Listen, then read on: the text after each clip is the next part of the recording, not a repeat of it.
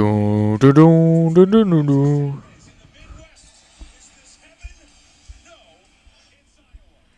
Okay, we're here. Let me just make sure. Oh, why did I just make that sound? We are live. We just changed the thumbnail.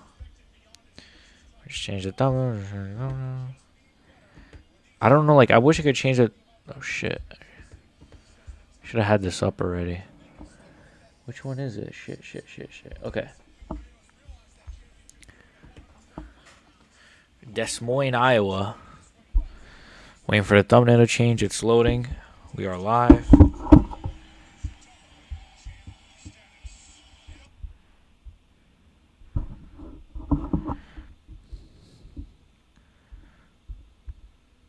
Hello? Okay. I got the thumbnail ready. Okay. We're live. Well, we've been live for like 2 minutes. Alright. Here we are. Why do I keep making gay sounds? Alright. UFC Des Moines. It's just them talking. I'm here for the main card. The prelims are not good. I'm okay on picks.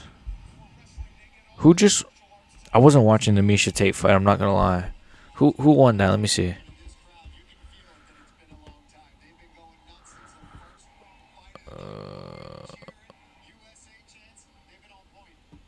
Who won that fight? Wait.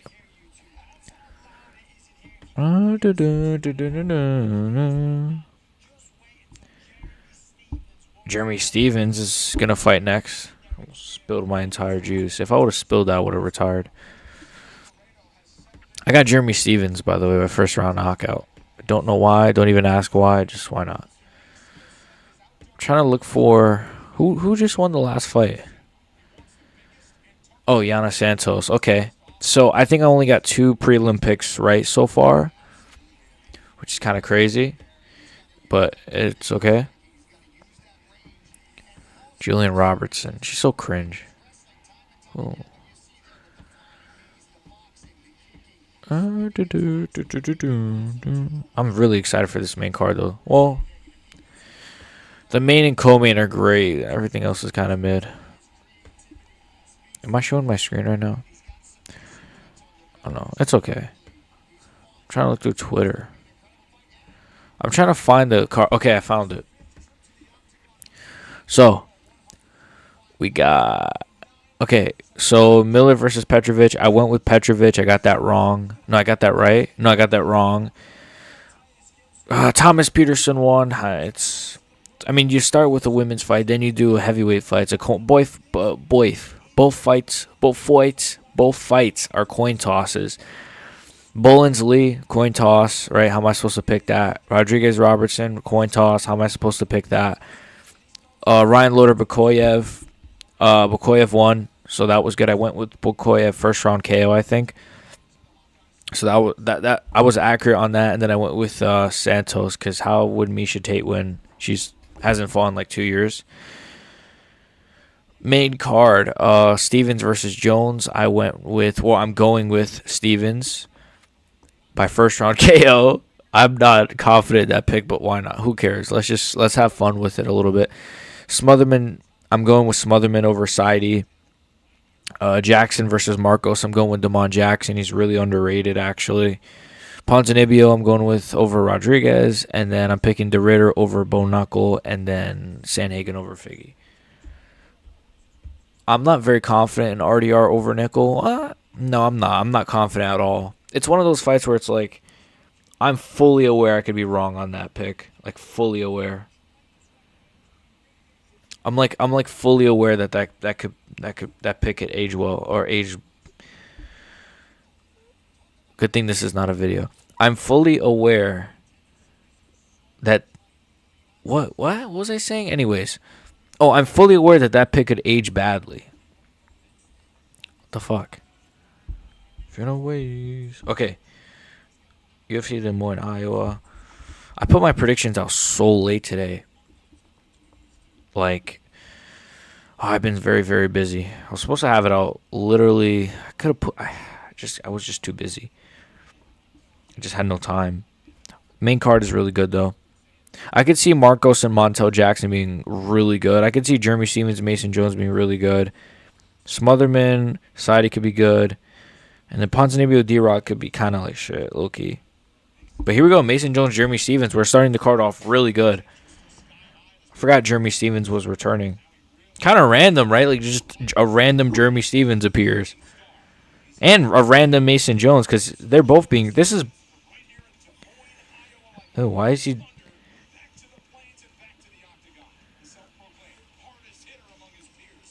I'm the hardest hitting 145 right here. The GOAT is back. Let's go, Jeremy Stevens. They're showing a little promo package for Jeremy. I wouldn't be surprised if Jeremy Stevens retires after this, to be honest. At least from MMA. I mean, he'll probably just go back to BKFC because he actually said this is a one-fight deal. Like, he's on a one-fight contract, apparently, which I was so shocked when I heard that. The UFC should do that more. Like, the UFC should just sign people to... what the fuck was that? Imagine if they just brought Artem Vadikov in for, like, one fight to face Pereira or something, you know? Or, like, Yuri. Hey, Artem Vadikov, you want to do a 3-fight deal? We'll give you Yuri, and then if you win that, we'll give you, like, Alex Pereira or something. You know, like fast track these guys. Because if you're not going to like actually just give them good contracts, you might as well. I don't think that's that bad. Obviously, guys like Aaron Pico who are like on the younger side and you want to actually invest in, yeah, sign them to like big deals. But some of these older guys, like you didn't have to sign MVP to a full contract. You could have just signed MVP. Like look at Patricio Pitbull, he's washed. But then again, I guess they kind of already do that, right? They usually do fast track a lot of these outsiders. Like MVP got Kevin Holland, and then after that he got Ian Gary, and then after that he got Sharon Magomedov. So he's kind of had like big name after big name after big name, you know.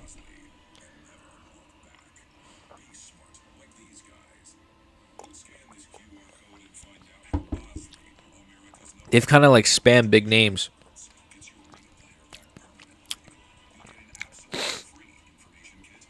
Eyes are killing me. But yeah, we're here live. I do prefer videos over live. Maybe I'm one of the few. I would rather do the video over a stream. Why, I don't know, though. I just prefer video. Because I feel like I mess up too much. I got this little umbrella. Umbrella.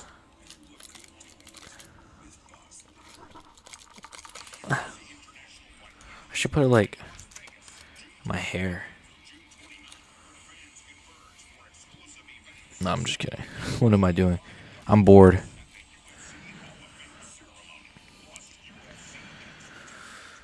Okay, wait. Should I put I'm gonna put it up here. No, I'll put it down here. I want to like. I wish I could get the fights like up here somehow. I wish I could just get it on my computer. But I don't even think I have a laptop. I don't have a PC yet. Isn't that crazy though?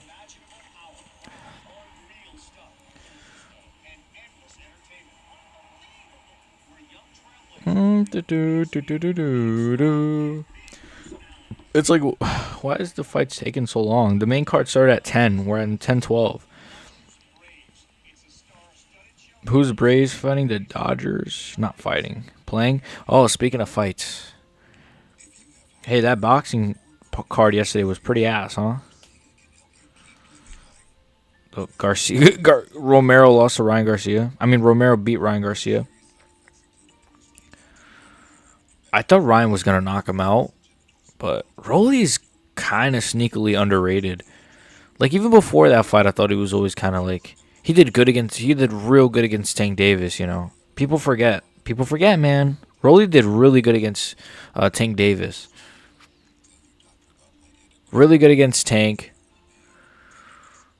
Teofimo, massive. Teofimo's my favorite boxer. I like the way he fights. He's really good defensively, but his offense looks really slick. People said his like all the fights were boring. I disagree. I think his fight was really good, just because of how good of a. It was like one of those like, what's like a good performance? What's like a really good like O'Malley Cheeto Vera, where it's just like one guy's just so much clearly better than the other, and he just shows it by his skill. Okay, my nose is so itchy. No, I'm not hanging with McGregor. Do, do, do, do, do, do, do, do. We just dropped the video on Arman Sarukian. I like that video. It was kind of, you know what's crazy about, I'm so mad about that video though, because I'm gonna be honest. The Arman Sarukian video, I literally recorded an entire video. Well, I thought I was recording a video. Here's the thing. I was literally talking for about 20 minutes. And I was like, and it was good. It was really good. One take.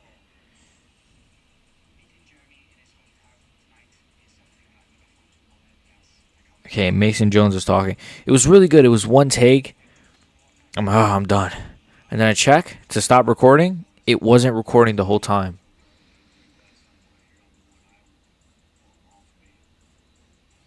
The whole time it wasn't recording. So I had to do the video all over again. And I'm going to be honest, the second take was not as good as the first take. So there's a universe out there where the first video is a lot better. But it is what it is. I just thought it was better. I thought I got my topics, my points across more clear. And I had better point. I don't know. It is what it is. I got Jeremy Stephens, but I wouldn't be shocked if he just gets smudged to a decision. Who knows? I hope he wins. Imagine if Jeremy Stephens gets a first-round KO. How much better for the sport that would be than if just Mason Jones won. Who cares about Mason Jones?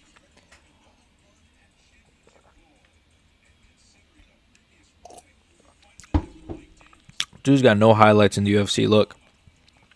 No KOs, no finishes. Just some ground and pound and like a slam.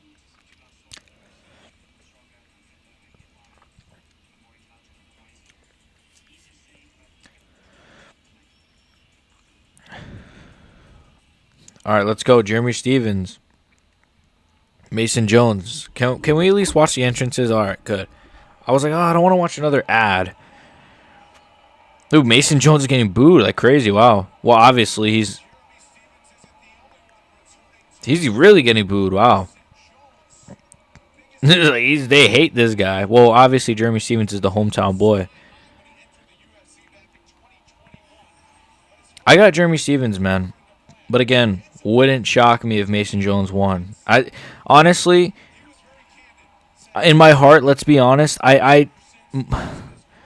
my heart is telling me Jeremy Stephens is gonna win. My brain is telling me Mason Jones is gonna win. That's how it really is. Like I know Mason Jones is probably gonna win like a decision, and he might stay at range pretty well and get some grappling exchanges, and he'll win like a close decision or maybe like a 29-28. But what if Jeremy Stephens catches him? You know, what if Jeremy Stephens just that good old Jeremy Stephens right hook? I'm like the only person that's picking Jeremy Stephens. Like everyone's picking Mason Jones too. Like everybody from what I've seen, every MMA YouTuber, everyone. I don't think I've seen a single person pick Jeremy Stephens. This is why I'm picking him, because why not? Why not pick Jeremy Stephens? Why not have fun with it and just pick Jeremy Stephens? What's the worst that could happen if I pick Jeremy Stephens? You gonna arrest me? What, am I gonna get arrested for picking Jeremy Stephens? Why does it say the stream's current bit rate is lower than the recommended bit? What does that mean? What does that mean? Use a stream of a bit rate.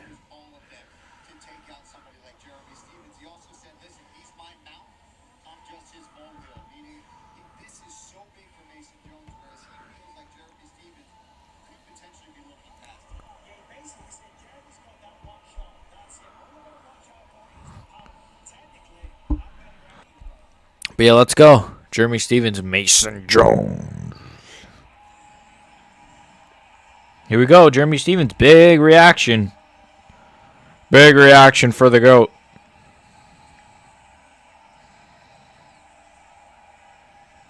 Pretty cool, man. Jeremy Stevens is going to have jitters, though, man. This guy probably thought he would never come back to the UFC. Or never get back to the UFC, I should say. So shout out the boy Jeremy Stevens, guys. Jeremy Stevens. What a legend. I do actually like Jeremy Stevens. Jeremy Stevens here. I mean, I'm picking him. Again, I'm picking Jeremy Stevens, but zero confidence in this pick. I'm well aware Jeremy Stevens might just get smudged here. He might even get pieced up. As much as I don't want to admit it, he might get pieced up. He might get pieced up. But this is the love of the game, you know. This is the game we play. This is the game we play.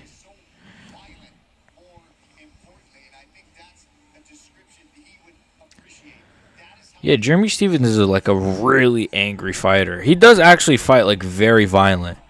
Dude, that Josh Emmett KO, oh my goodness, those elbows. The ref had to just flop himself on top of freaking Josh Emmett.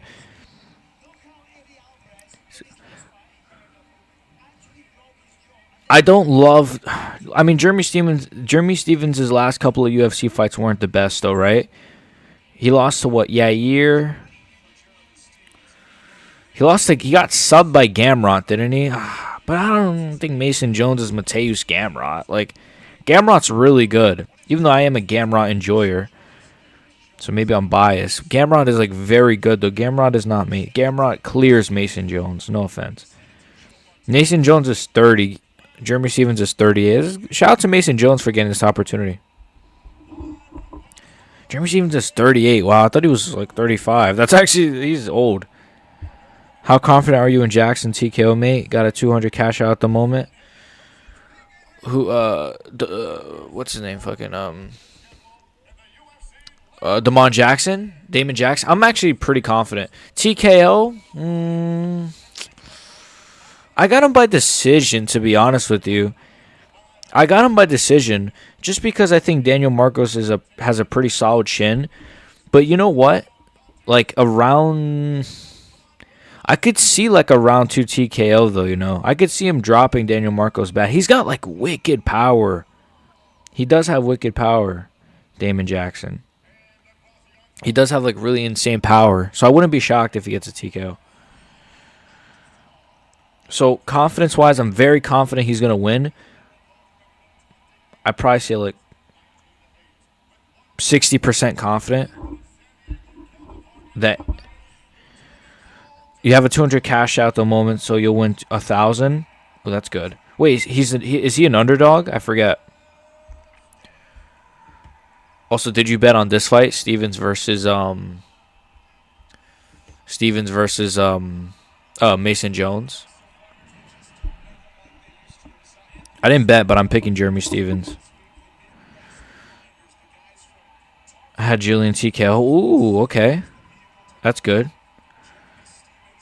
Yeah, I was good. Julian TKO, okay. It's not a bad pick. 10x TKO for Stevens. I got Stevens by first round TKO, but we'll see. Jeremy Stevens, nice hard low kick. Goes high kick. Jeremy Stevens looks in pretty good shape, to be fair. So does Mason Jones, of course. Mason Jones TKO is 3x. Nice from Jeremy Stevens. Nice jab to the body. Stevens' striking is looking pretty good. Nice low kick from Jeremy Stevens again. Jeremy Stevens is fighting all right so far. So is Mason Jones, though. Pretty composed. Nice jab from Mason Jones. I don't know if it fully landed. Left hook, I don't know if it fully landed. It landed on the guard. Stevens, nice body kick. I like Stevens. His speed doesn't look too bad, to be fair. Nice hard low kick from Jeremy Stevens. Nice hard low kick again. Stevens has pretty solid low kicks, surprisingly. Another low kick. I think Jones might have checked it or something. High kick attempt from Jones. A nice low kick himself. Stevens tries to answer back. Gets checked. Excuse me. Mason Jones wheel kick. Didn't land. Jones low kick. Jab didn't land too well. Jab didn't land too well. Kind of landing a lot on the guard for Mason Jones. Jones is picking up, though, as this round is going on. Nice left hook from Stevens. And the jab, I don't think cleanly landed, but... Oh, big high kick from Jones lands clean. Stevens ate it, though. Right in the temple. Hard low kick from Jones. Stevens. I think Jones just landed a big two. Stevens is a good chin, but he can be TKO'd.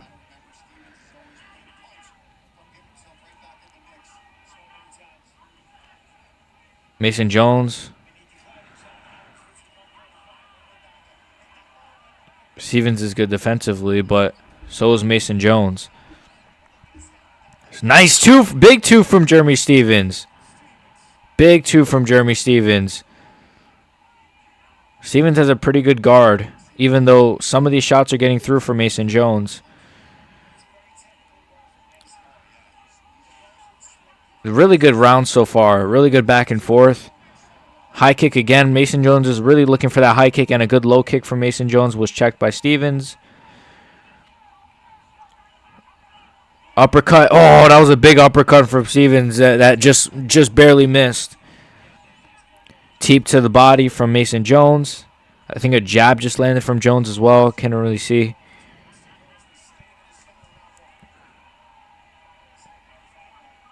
Mason Jones has Stevens against the octagon. Stevens is trying to circle out. Stevens overthrew a big left hook there. You don't want to throw that.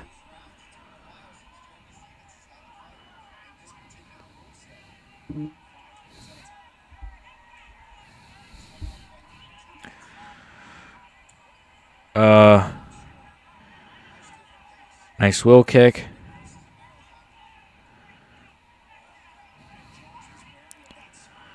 Didn't really land, but Stevens, I think Stevens needs to pressure way more because I feel like Jones is starting to pick up. I'd give this round to Mason Jones, to be honest. Needs a big counter uppercut. Yeah, I agree. He tried one earlier, but he just kind of whiffed it. Jones is putting really good pressure on Jeremy Stevens, to be fair. I think Stevens needs to really pick it up. I don't know. He's Jones is clearly the more technical. And now he's going to start using his grappling. He's got the back of Stevens. He slams him down pretty well. This is what we kind of expected. I picked Jeremy Stevens first round TKO. It's okay. I always knew this was a bad pick, but, it's fine. If he gets a second round TKO, I'll be okay. Stevens gets up pretty well, though. Stevens gets up really well, gets slammed down again. And Mason Jones has the back of Jeremy Stevens. And he's going for a rear naked choke. And this would be really embarrassing. And he's got the rear naked choke. Yeah, he's got it. Oh, wait, no. There's 5 seconds on the clock. 5. 3, 2, 1. Shout out Jeremy Stevens. That was really close. Really, really fun first round. You had some good back and forth striking. I thought Stevens won the beginning of the round. I thought he was looking better, but then Jones he put way more pressure on Stevens, and then the grappling at the end. So that's 1-0 Mason Jones, in my opinion, but really good first round.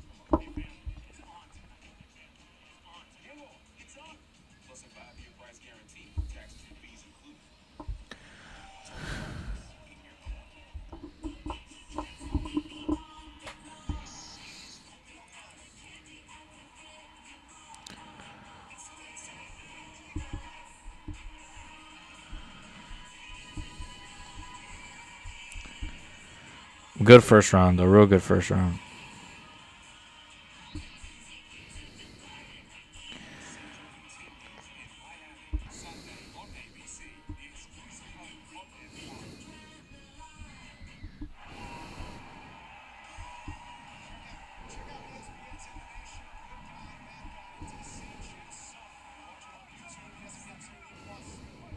Okay, round 2. Again, okay. Mason Jones, I think he's going to probably just grapple now. Let's be honest. I mean, it's starting on the feet right now. Just threw like a knee stomp attempt. He's good at range. I just think Jeremy Stevens needs to pressure way more, man. Just way more. He's got good power to crack this guy. And he's got still decent speed even at his age. I mean, he's 38. I mean, credit to him. He still has decent speed. He's just, he overthrows a lot. That's the problem with Stevens. Oh, big uppercuts, though. Ooh, that was bad. Big uppercuts in the clinch from Jeremy Stevens. What happened? His mouthpiece fell out. He just overthrows too much, Jeremy Stevens. If he sets up if he sets up more, it'd just be so much better. Big left hook that didn't land, but he you see what I mean? Like he throws these like massive shots. Left hook, uppercut. Oh, big 2 landed though from Stevens. As I say that, I would never disrespect Jeremy Stevens. Jones is just so much more technical though. But Stevens is like really not bad at all. Yeah, close combo. Yeah, he keeps missing. Yeah, he's like he's overthrowing just a little bit too much, you know? I think if he's I don't know. If he set up shots a little bit better. I mean, I haven't even seen a Jeremy Stevens jab. Not really. I mean, he needs to work the body too. Work the body a little bit. Ooh, big switch knee from Mason Jones. Stevens does have a good chin, to be fair. Spinning elbow from Mason Jones. Hey, shout out Mason Jones. He's a pretty solid fighter. He's actually a pretty good fighter. Good grappling. He's pretty dynamic. Good technically. Different tools. He mixes it up really well. He does get hit a little bit, though. And now Stevens is bloodied. Oh, spinning elbow. Fuck, Jeremy Stevens has a chin, man. Mason Jones this is awesome. This is a great performance by Mason Jones. Is he going to level change? Yeah, I know. It's like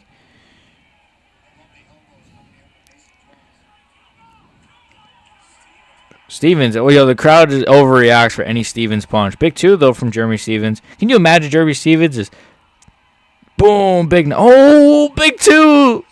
That was a really big 2. Oh, wait a minute. Wait, I think Jones is wrong. Oh, my God. That was a big 2. Oh, Stevens just shucked him off. Let's go, Jeremy Stevens. Wait a minute, boys. Jeremy Stevens, wait a minute. This fight is fucking sick, bro. This fight is actually awesome. I'm not going to lie. This fight is unironically like one of my favorite fights of the year. I'm not kidding. I know it's not saying much because this year's been kind of mid for fights, but damn, this fight is pretty sick. I think you'll be disappointed in the Bo Nickal fight. I'm a Bo lever. Do you believe? What, Bo Dallas? No, I'm a Bo lever. I mean, we'll see, man. I'm not very confident in that pick, but you know, I want Rainer de Ritter to win. Oh, Mason Jones, he's got Jeremy Stevens against the cage. I wouldn't mind if Bo Nickal won though. It's probably better for the sport, right? I don't really have a problem if you won. Oh, Jeremy Stevens again. Boom, big body shot from Jeremy Stevens. I love watching these guys fight, man. This fight is actually unironically sick. Why I say unironically? It is sick. I don't know what I'm saying. This fight is really good. Stevens has the back of Mason Jones.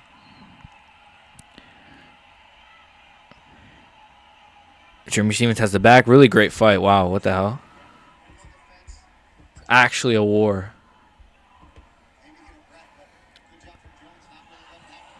Mason Jones gets a takedown. Wow, what a fight, man. What a fight. Excuse me. What an actual fight. Jones is not grappling as much as I thought either. Damn, bro. It was a close round. I'd still go Mason Jones, especially because he just got the back. I'd still go Mason Jones to win this round, to be honest. I wouldn't be shocked if a judge gives it to Stevens, but I think it's kind of a Mason Jones round pretty clearly. RDR decision is 8X. I do have him by decision.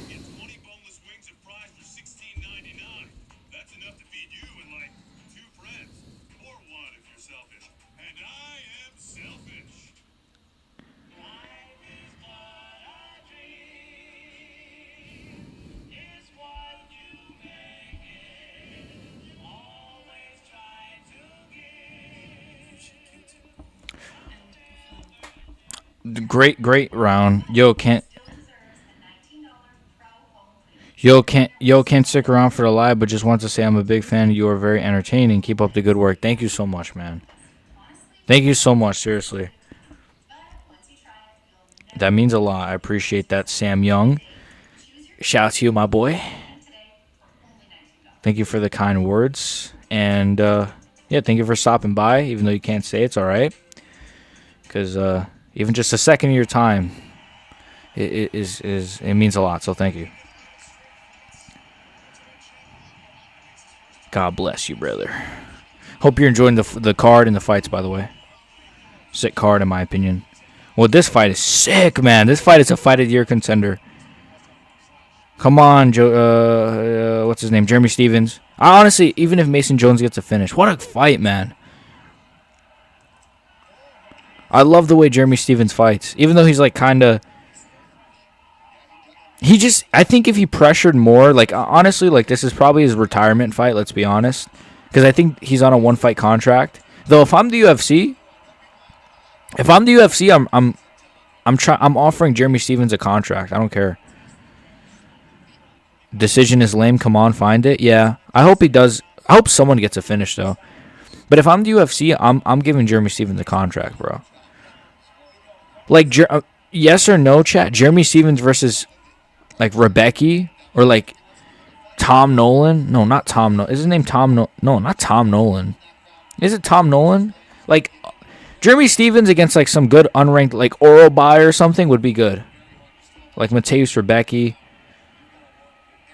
But yeah, Mason Jones just kind of has like a full mount.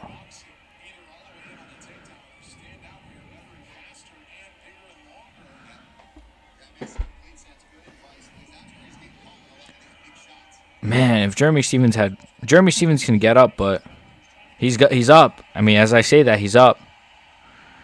He just come on, Stevens, throw some elbows in there. Man, come on, Jeremy Stevens. It sucks because Jeremy Stevens like he's still got it to an extent. Like he's not like washed. This is not like a Tony Ferguson situation where he's just so completely cooked. He's like actually still pretty good. Like he still has some speed to him. He still has power. He just doesn't. If he pressured more and actually had takedown defense, he'd be good. He'd be really good. But he's 38, so it's like this is the best he's going to be. I'm saying it as if he's like a 25-year-old prospect. Speaking of prospects, though, Mason Jones, 30 years old, he's looking for a Kimura right now. Is he trying a Kimura? Yeah, he's looking for a Kimura. Kind of a weird angle here to go for a Kimura, but I don't think he can get it. I don't think he's going to get the Kimura. There's no way he gets it. This is a weird angle, and I think Stevens is...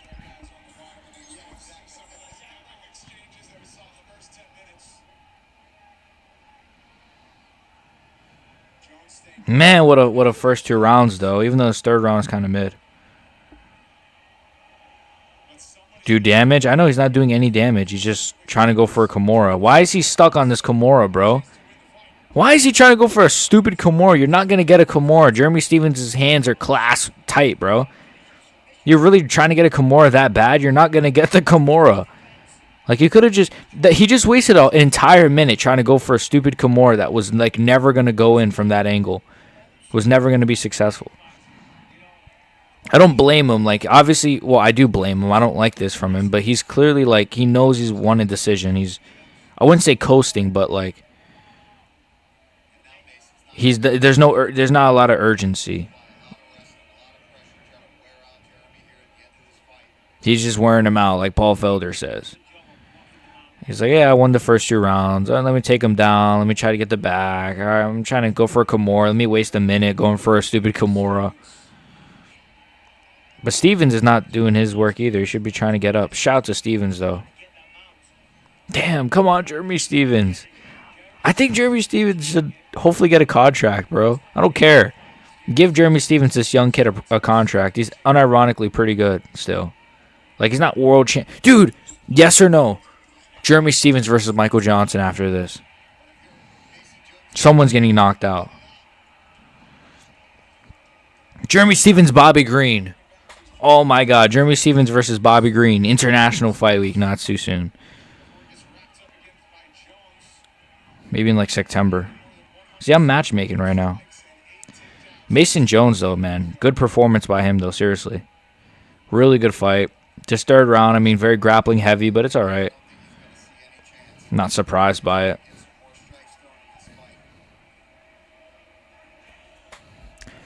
I'm not surprised, motherfuckers.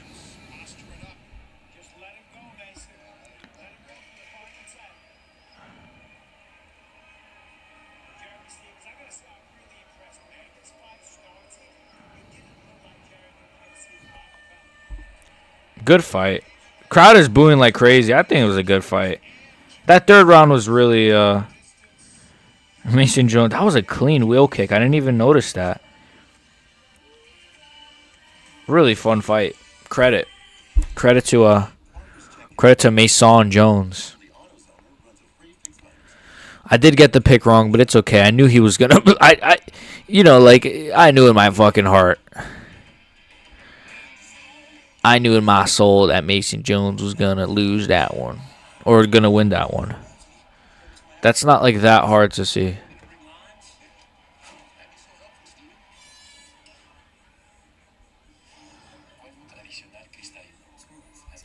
I think Mason Jones could be good. Though. Just beat Jeremy Stevens. Let's do Mason Jones versus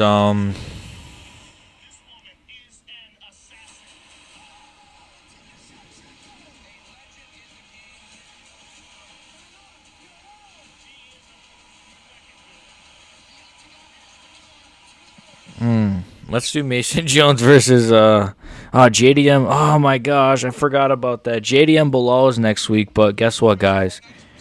Joe Alvarez, Benoit Saint-Denis is out. The main card opener, probably the best fight on that card, except for the main event, is literally off the card. Like Jose Aldo fight is on there. It's cool. It's like Jose Aldo, but come on, bro. Let's do. I'd say they should get Benoit Saint-Denis. I'd say they get like a Esteban Ribovic. Try to get him, or like, dude. There's like a million lightweights that you could get to face Benoit Saint-Denis. There's like a million of them. Dude, get Mason Jones to make a turn. No, he's too beat up. No, Mason Jones can't turn around that quick. Get Jeans. Let's do Gene Silva versus Benoit Saint-Denis. You know, funny enough, Gene Silva would actually take that fight. Anyways, 30-27 Mason Jones. It is what it is. He's not like my GOAT, Jeremy Stevens. He's not a warrior. No, I'm kidding. It was a great fight. Great fight. Great performance. Aw. Shout out Jeremy Stevens, man. I kind of feel bad.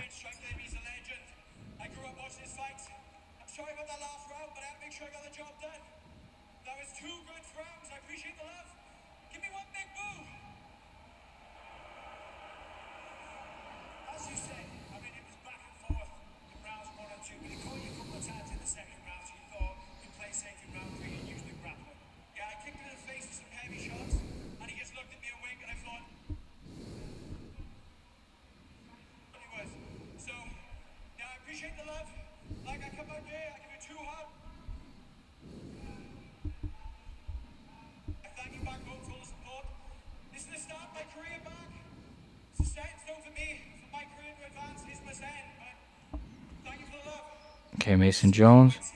Well, he's back. So he's back in the UFC. He's only 30 years old.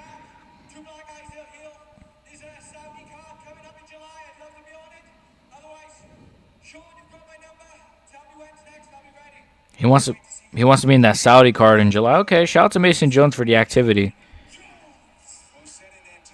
Dude, damn, Jeremy Stevens, he gave him 2 black eyes. Damn, he must have hit him with some good shot. But Mason Jones has a chin, so I knew Mason Jones was gonna win, man. I just for the fun, I wanted to pick Jeremy Stevens. In my heart, I thought Jeremy Stevens could have done it,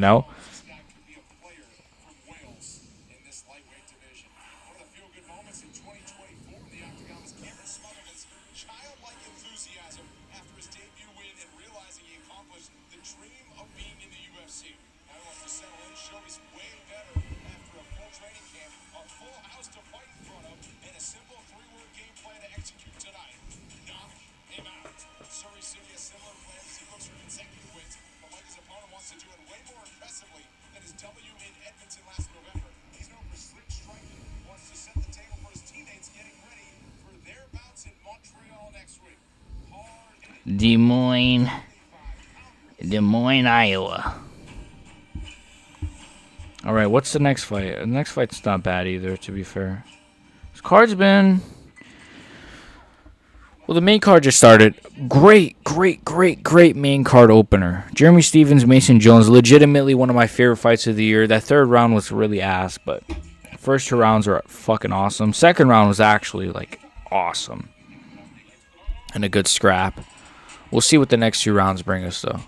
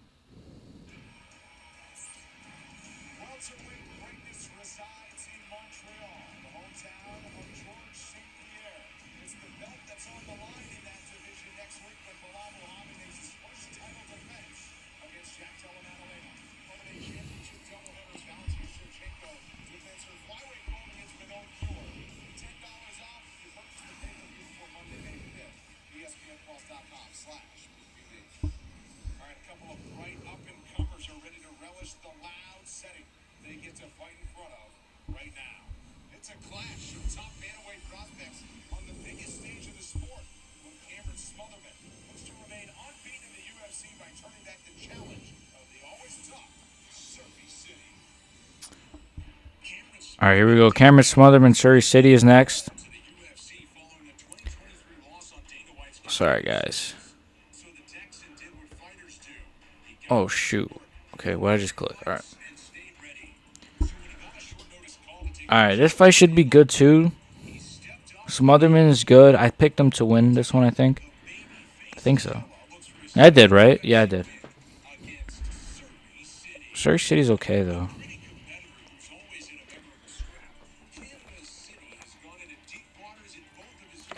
He's Canadian. Why didn't they throw him on that Canada card literally in 7 days? That's weird. I mean, he's...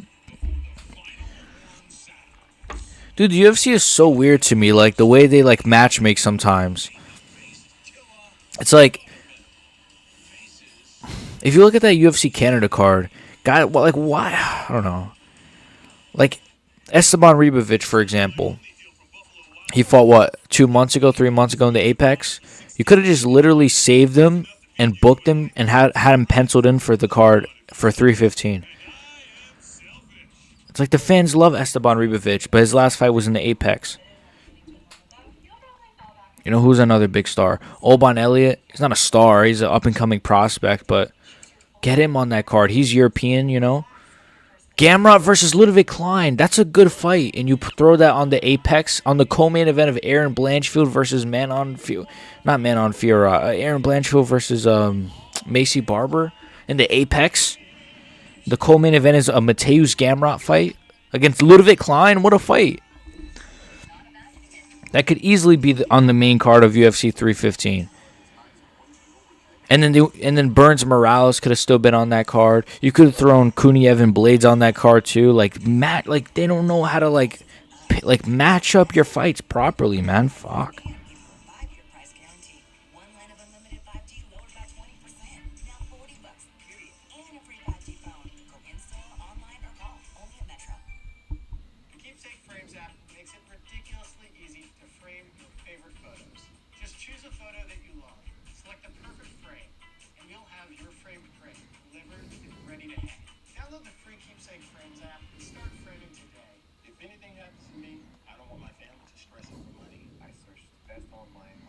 All right, it's just commercials. This next fight should be good. It's not a big fight though. This card it's good though. It's good, and I think it's gonna be a good card.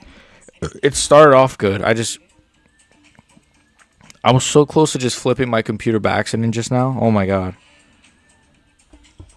Dun, dun, dun, dun, dun, dun. What song is that? That whistling song? Like, I don't know how to do it. It's like dun, dun, dun, dun, dun, dun.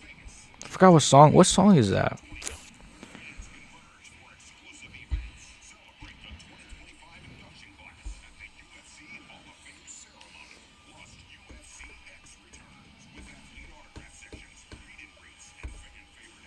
Dude, when are they gonna announce UFC 317 main event?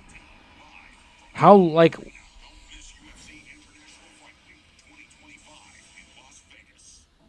They just did an ad for International Fight Week, but like it's just like, oh, get like the fan pass and you can like. It's just crazy to me.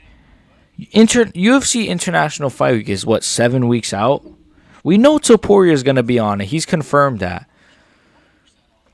If we know Topuria is going to be on the card, if he started his camp, is it really that hard for the UFC to just put out a graphic? What's up? And it's just, and you know what sucks is it's literally just going to be a Dana White Instagram video. Did you guys just see that?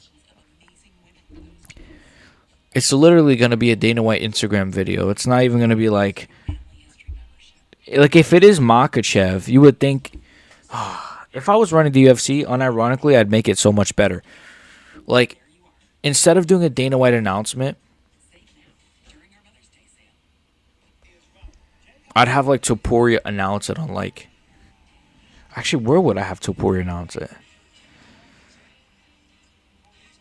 I don't even know. Like a press conference. Do like a press conference, like UFC 317 press conference, and then have Dana White sitting at a table, and then have him bring out all the fighters or something. I don't know what I'm saying anymore. I don't know how they haven't announced the 317 main event yet. We know Topuria is going to be on it. Do, do, do, do, do, do.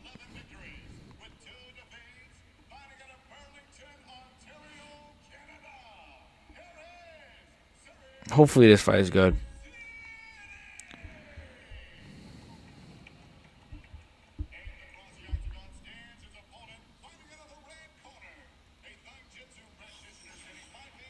Did you say a thug jitsu practitioner? Or just a thug? He's a thug.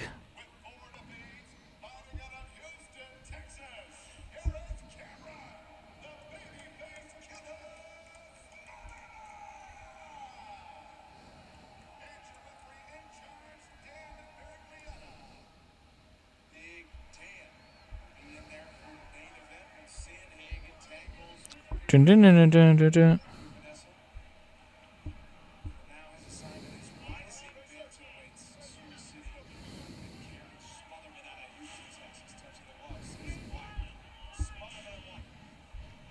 All right. Live, brother. Mayo man can't mean can't. That's a crazy name. Shout out to you, though. I'm going to change my name to that. I'm stealing it. Okay. I got Smotherman in this one, I think. Surrey City's a decent striker, though. He's got good range. Decent on the ground. But Cameron Smotherman, is that his name? Is it Cameron Smotherman? I don't know his first name. Or is it Jamal Smotherman? No, I'm kidding. Is it Daquan Smotherman? Hey, man, it's Daquarius Smotherman, man. I'm kidding. Let me stop. Bum, bum, bum, bum, bum, bum. But yeah, pretty good card. Tomorrow I should be doing obviously the card reaction. I'll probably do it tomorrow. Unless we get like a crazy war. Unless Sanhagen Figueiredo's like a fight of the year contender, then I might do a video on that separately. If it's just like what I think it is going to be, which is just a Sanhagen kind of decision performance, I'm not doing a video on it. Or unless RDR gets like a crazy KO over Bo Nickal, I'll definitely do a video on that.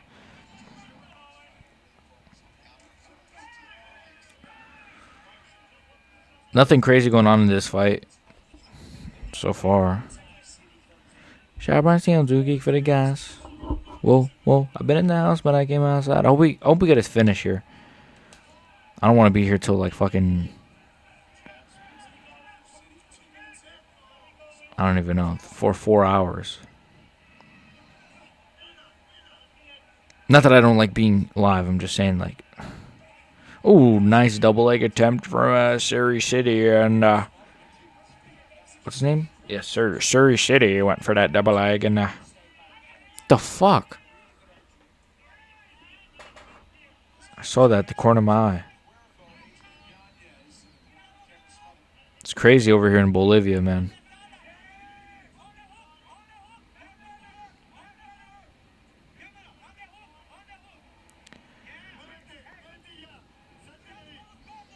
Please don't let this be a clinch fight, bro. I really want a good finish here. I need like a shot of like adrenaline. Like, whoa, what a KO. But this ain't the best card, to be honest. So it's a good card. It's just like the last card had like a Michel Pereira fight. It had a lot of like ranked guys. This card don't got a lot of ranked guys. Zhangmin Yang, Anthony Smith's retirement. Gary versus Pratzis is the main. The return of Ikram Laskarov, you know. I think they should have see, this is the problem with the UFC cards. They should have just spaced it out better. You could have just put Ikram on this card. You should have just put Ikram on this card, actually, yeah. Now I'm thinking about it. Maybe switch one of the fights on this card with but whatever. I don't know who runs the UFC, but like, yeah, let's put every good fight on one fight night, and then the other fight night we're gonna put Cameron Smotherman in Surrey City. Yeah, it's not a bad fight. Well, it actually is a pretty mid fight right now.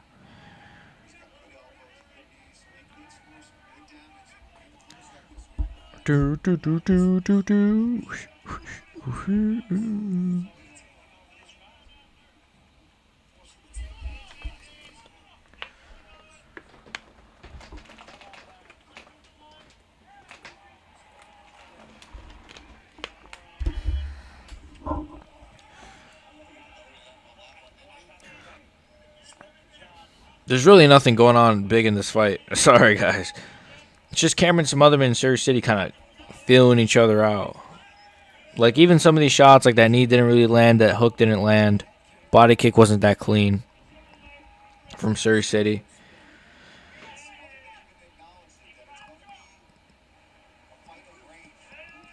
What was that? That was like just a clash between them.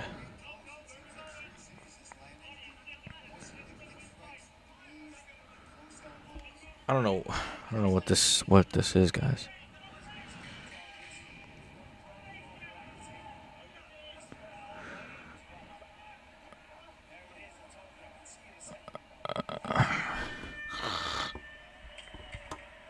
Dog shit first round, honestly.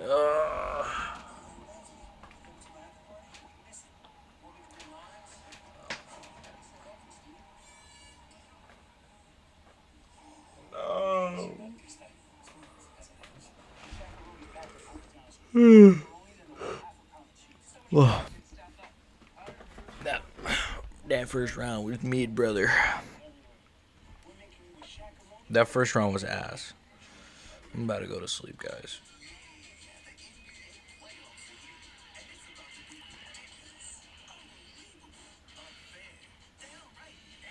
Should I do a video? What the fuck am I doing? Should I do a video like? I think I'm gonna do a video on like boxing.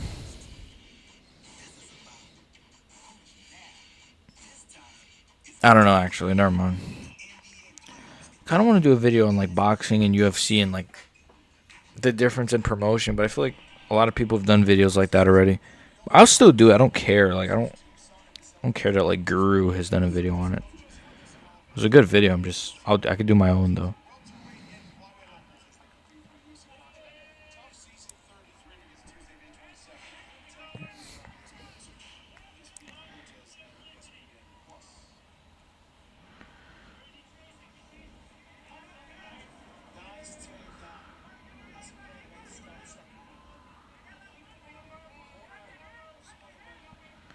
Takedown.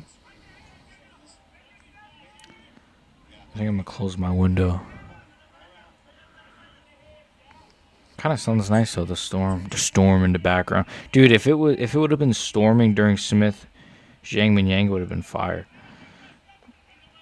It's one of the best videos I've ever done. I'm very proud of that video. The entire Operation Pig Art series was tremendous, in my opinion. The second one is my favorite one. Cameron Simon. I can't believe my boy Cameron Simon lost last week.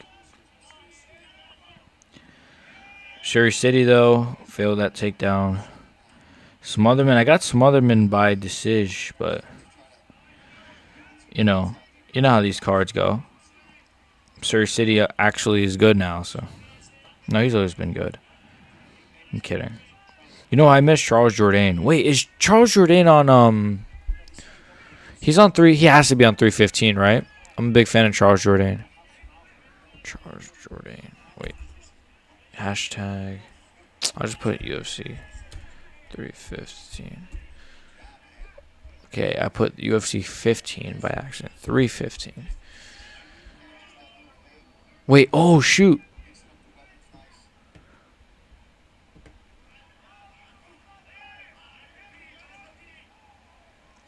Mauricio Rufy tweeted, "Hey UFC, ¿qué tal un main event en un fight night contra Saint-Denis?" I think he's basically saying he wants to fight Saint-Denis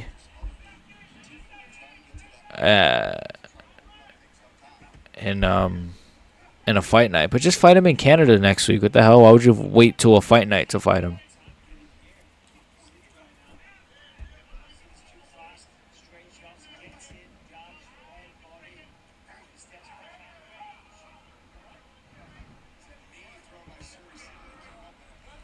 There's literally nothing happening in this fight that's like significant. I'm sorry, guys. This fight is kind of mid. Damn, Jeremy Stephens is awesome.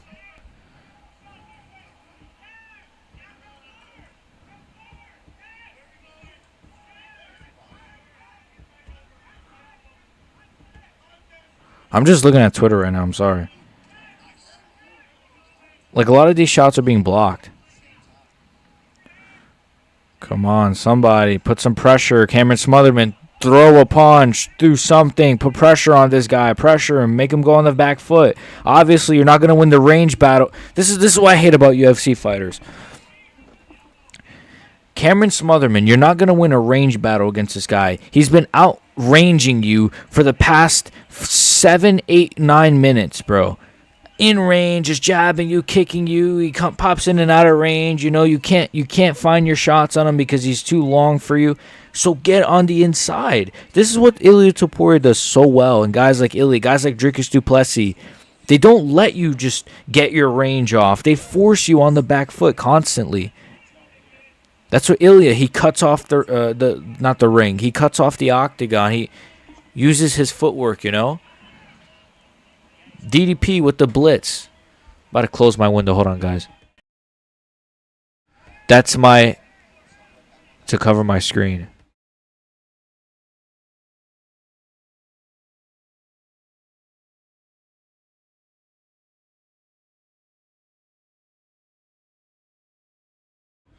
All right.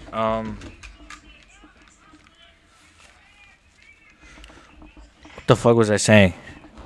Basically, this fight is shit, and I'm basically saying, like, UFC fighters, some of them are pretty shit.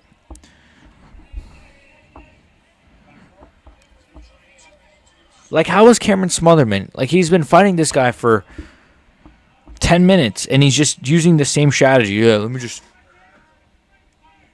stand at range, jab, low kick.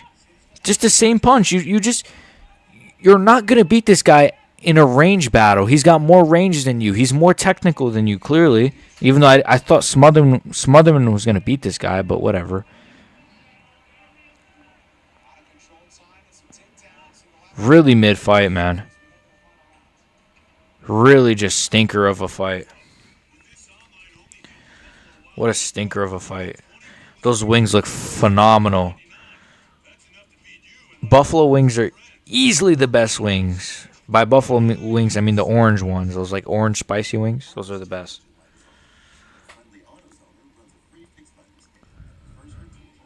But yeah, I think Ilia Topuria probably beats Islam Makhachev, by the way. When that fight gets announced,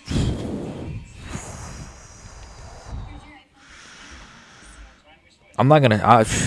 When that, if that fight gets announced, because it might not even get announced, it might not even happen. Excuse me. I hope it happens, man. I got Ilia in that one. I think Ilia.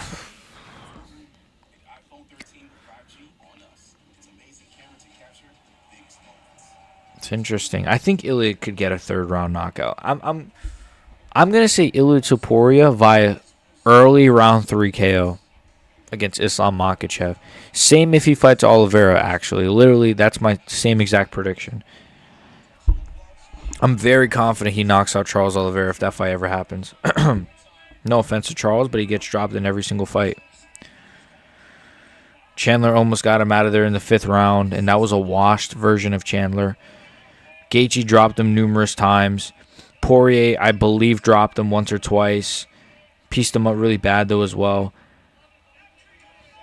Like, look at the names. These guys are really good strikers, but, like, Ilia Topuria is better than every striker Charles has ever faced, and he has more power than all of them. And I think it will translate to lightweight, because just look at what he did to Jai Herbert. So, even though I know it's Jai Herbert, but, like, that's like he flatline KO'd him.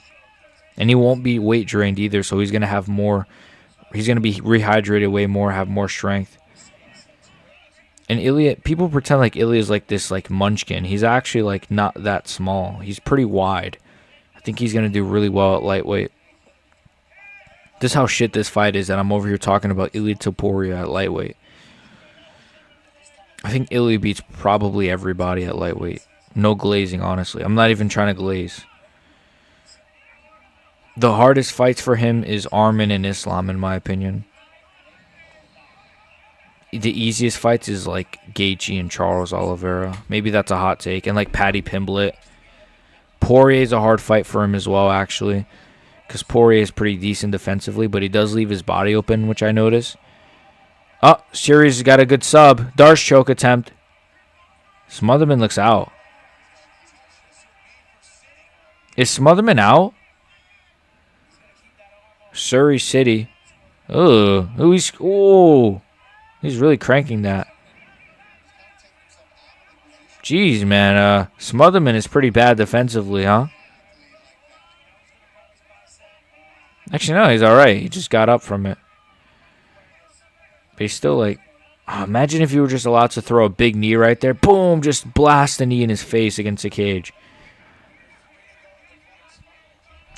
Or just blast like a soccer kick or something, you know? You should be able to throw soccer kicks and knees. That's my opinion. If you can throw oblique kicks or knee stomps, whatever they're called, if you could throw knee stomps, you should be able to throw a soccer kick on a grounded opponent.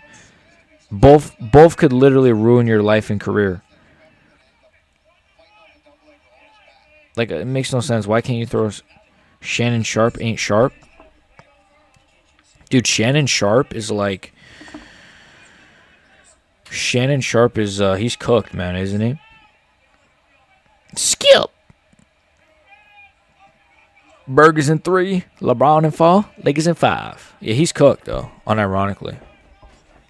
Whether or not I think he did it, I don't think he did what's being accused of him, but doesn't really matter, I guess, in the court of public opinion because his reputation is cooked. And he works for freaking ESPN, and ESPN is under Disney, so he's fucked. Makachev in 5. Makachev in 5.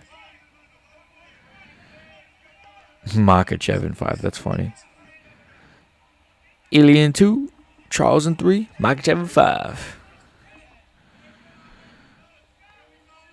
Man, this fight has been mid, huh? ESPN Disney? Yeah, ESPN is owned by Disney.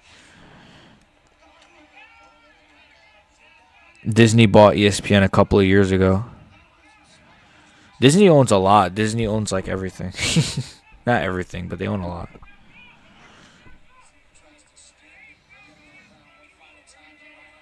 Didn't know that? Yeah. It was a couple years ago.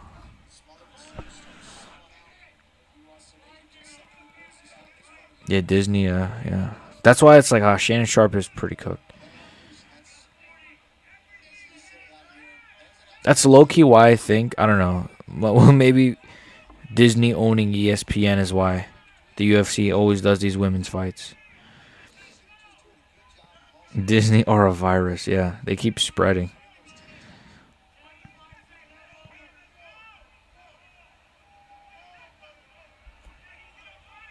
Dude, this fight is not good. Smotherman and man, this fight was not good. There's 10 seconds left, but like, what's the difference? Smotherman is just now he wants to throw a jumping switch knee, and now he wants to be good. Like, he's never heard of like throwing strikes like for 15 minutes until the last 10 seconds. Now he wants to actually try at the end. It's just annoying.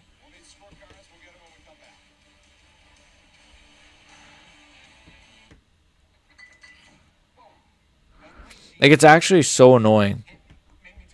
It's so annoying when I watch these cards. Smotherman or Goonerman. Goonerman. Is Surrey City a Gooner? What the hell? Goonerman. Goonerman. Who's Gooner? Who's Goonerman? Goonerman. Chase Hooper? Isn't Chase Hooper Goonerman? I spent the whole camp gooning. So we got to slow that down a little bit. Bilal Muhammad versus JDM. I hate and love this fight because it's like, I don't hate Bilal Muhammad JDM. I hate the card, honestly. Like, if it was Bilal JDM, right? Co-main event, Justin Gaethje, Arman Tsarukyan, feature fight.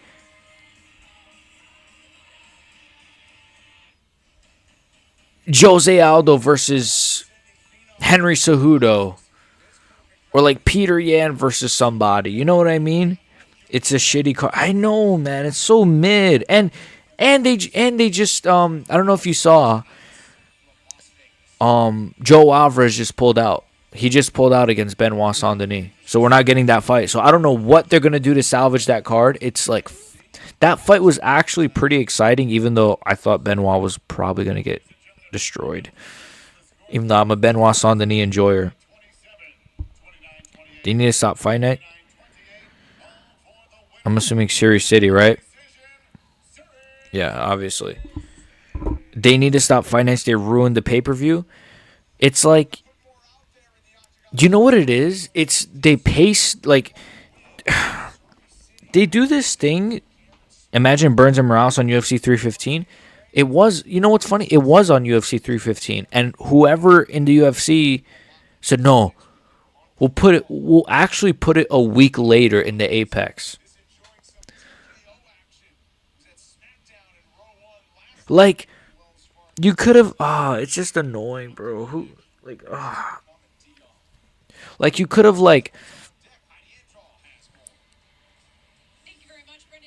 I forgot what I was saying. Oh, like if you look at the Kansas card, are you telling me you couldn't just put like? Okay, that card's not a good example. Well, what about this card? You could have put Bo Nickel, Rainer DeRitter on 315. Stop the fight nights? Yes. That's what I was going to say. Thank you. The fight nights. Like, if they just reduced fight nights, we'd get better pay-per-views. Because if you just didn't do, instead of the Apex card, Burns Morales, if you just didn't do that card, you could have done Burns Morales on UFC 315. They just announced Gamrot versus Ludwig Klein next month. You could just push that up a month and do it on 315. What other fights? It's like 311, for example. Gregory Rodriguez versus Jared Cannonier was the main event of an Apex card. Instead, you should have just scrapped the entire card and just done Gregory Rodriguez versus Jared Cannonier on that 311 card, the DDP Strickland one that was really terrible in Australia. But anyways, UFC 315 is a fight night, yeah. So stupid, man. Like, don't do a fight night unless it's in the Apex. No, I take that back. Don't do a fight night unless it's in an arena. If it's in the Apex, don't do it. Just don't do it. Like, I don't, like, fight nights are shit. The only good ones are the Abu Dhabi cards. That's another thing. Abu Dhabi are the only places that get good fight nights. They were gonna do Arman Sarukian versus Mateusz Gamrot as the main event of a fight night in Abu Dhabi. The main event of a fight night. They would never put a fight that big as the main event of an American fight night. Arman Sarukian, the number 1 ranked fighter at lightweight, versus Mateusz Gamrot in a rematch. Meanwhile, the main event of this card is what? Corey Sandhagen and Davison Figueiredo both coming off of losses. Like, it's a great fight, but I'm just saying, like. And then last week it was number 13 ranked Carlos Prates versus number 7 ranked Ian Gary. It's just.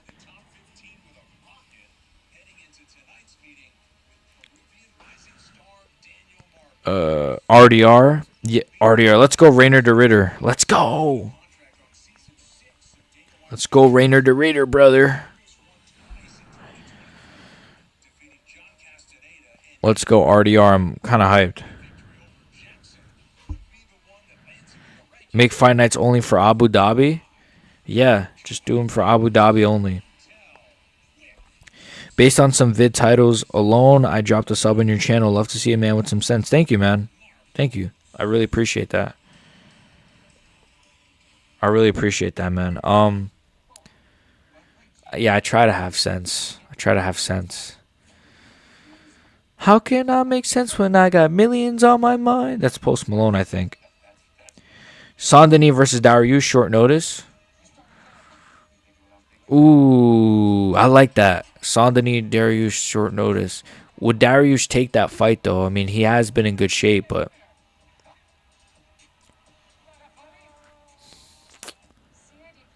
I say try to get Mauricio Rufy.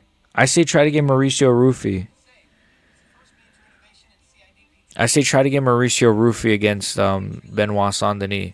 If you really can't get Mauricio Rufy, if it's short notice or whatever, I mean, it's a week's notice, so you're gonna really struggle here. You try to get an unranked guy, Esteban Ribovic would take it maybe, a Mateusz Rebecki might take it. You have to really, like, dig deep, but who would take that on, like, a week's notice? It's not like and plus it's Benoit Saint-Denis. It's not that big of an opportunity. It's on a pay-per-view, you know, but it's not like it's like Justin Gaethje. Damn, they're kind of cooked. Rufy won't happen. Yeah, they're kind of cooked, man. Is this Jackson guy good? Damon Jackson? He's really good. He's underrated, in my opinion. Very, very good striker. His record is really good. I think he has like I think he's on a 5-fight winning streak right now. But his problem is that he fights like once a year. That's his problem. He's very inconsistent. But he's on like a 5-fight winning streak. He's really good. Really, I think he's coming off of 2 first-round KOs. His last KO was Damon Blackshear, which is aged really well. My stream is 20 seconds late. I think mine's playing an ad right now, but they're probably making their walkouts. If Saint-Denis wins, he goes up. I love Benoit Saint-Denis. I hope he wins his next fight. But if it's against Rufy or one of those big, like, if it's against like a, I don't even know. I don't even know who could step up. Saint-Denis Gamrot should have been the fight, and loser goes back to their country. I'm tired of them both. Saint-Denis versus Gamrot should have been the fight and goes back to their country. I'm tired of them both. I like both. Funny you say that. I do actually like both. I do actually. I'm a fan of both guys. Even though I know they're... Well, Saint-Denis not boring. Saint-Denis is actually a good fighter. Gamrot, it could be very boring at times. But he does have fun fights. Like, I like this fight with Dan Hooker. And the Sarukian fight had really good grappling exchanges. We need Armin Sarukian. Yeah, respect Benoit Saint-Denis. Yeah, man, that's my guy. Rufy won't happen. Yeah, Gamrot. What if they try to get Gamrot since he's already in camp, right? What if they try to do Gamrot versus Benoit Saint-Denis, and then just try to find somebody for Ludwig Klein on short notice? What if you do this? Or wait a minute. Ludwig Klein versus Benoit Saint-Denis, but that's not a big fight though. Fuck it. Ludwig Klein, Benoit Saint-Denis. No, that's just not a... Do Gamrot Saint-Denis and then Ludwig Klein, Joe Alvarez, I guess. The problem is, though, Joe Alvarez, like, he should be getting, like, a bigger, like a name going up. They're in a bad situation. BSD Klein, I think I would do that, too. Because then you could do Alvarez versus Gamrot. It's just that BSD Klein is not a big, like, it's not a big fight, though. And that's like a hardcore's, kind of Scamrot, the human magnet. That's pretty funny. He is kind of like a human magnet. He'll get, like, spinning elbowed, and then he'll just, like, clinch onto your leg. Saint-Denis was cooking Dustin.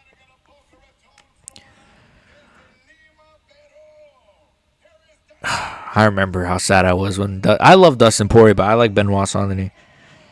Thank God Hooker won. Tired of wrestlers winning. I'm very glad he won. I'm very glad he won that fight. Saint-Denis had staph. I wonder if he was on antibiotics that slowed him. We never really found out. I think he was on antibiotics. I don't know if he ever said it explicitly, but the staph definitely affected... The staph affected his cardio. That's the thing. Like, it definitely affected his cardio.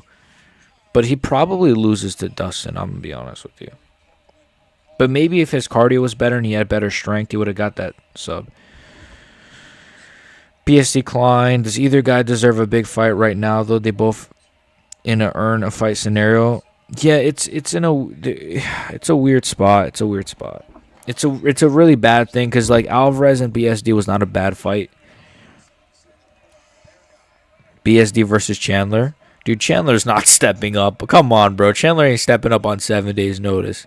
I would like that a lot, actually, but Benoit Saint-Denis deserves a top 5. Dude, Benoit Saint-Denis should face Makhachev next. Dude, they got to figure out. I don't know who would step in on 7 days' notice, but we'll see. BSD had staph. Antibiotics makes it worse. That shit drains you. It does, yeah. It does make it worse. So what do you do then? Like, do you just not... You're just supposed to not take antibiotics, but then, like, does the staph get... I've never had staph. I don't know. I guess it just gets worse, right? So you're kind of in, like, a lose-lose sort of situation. BSD Chandler. BSD deserves the top 15, yeah. Montel Jackson just got a takedown, by the way. He's on full mount. Sorry, I kind of ignored this fight. It just started. I think I got Montel Jackson by decision, but I wouldn't be surprised if Daniel Marcos...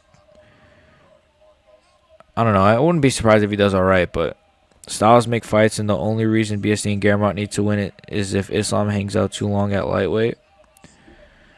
Styles make fights, and the only reason BSD and Gamrot need to win. I'm watching Canelo fight this undefeated bus driver anyways. Canelo's fighting right now?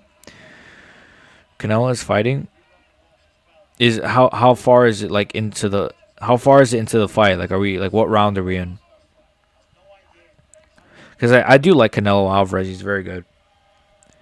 I think he's gonna destroy Terrence Crawford when they fight. By the way, like destroy him. I don't think Terrence Crawford is way too small. It's literally like if Ilya decided to move up to like welterweight and fight like Joaquin Buckley. You know what I mean? It's just he's way too small. Anthems right now, okay. They're singing the Mexican national anthem. Arriba, viva Mexico.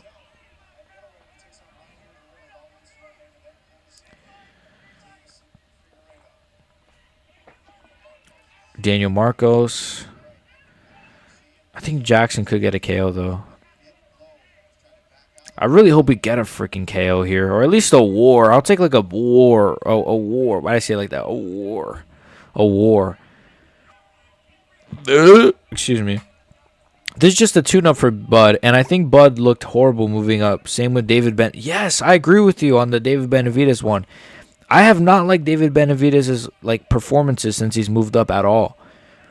He doesn't have the same power. His power does not translate at all, in my opinion, as well. Like as much. Like his power is it's just clear he doesn't have as much power. His shots don't have the same effect. He's still a good boxer, and he still could like win these fights, but Weight Bully gets exposed, yeah. And what was the other name you said? You just think this is just tune up for Bud. I think Bud looked horrible moving up. Yes, and Bud against Madrimov. I thought Madrimov won that fight. I don't know if that's a hot take. I thought Bud lost that fight. Like, I know it was really close, so I'm not like gonna scream a robbery. I don't think it was a robbery, but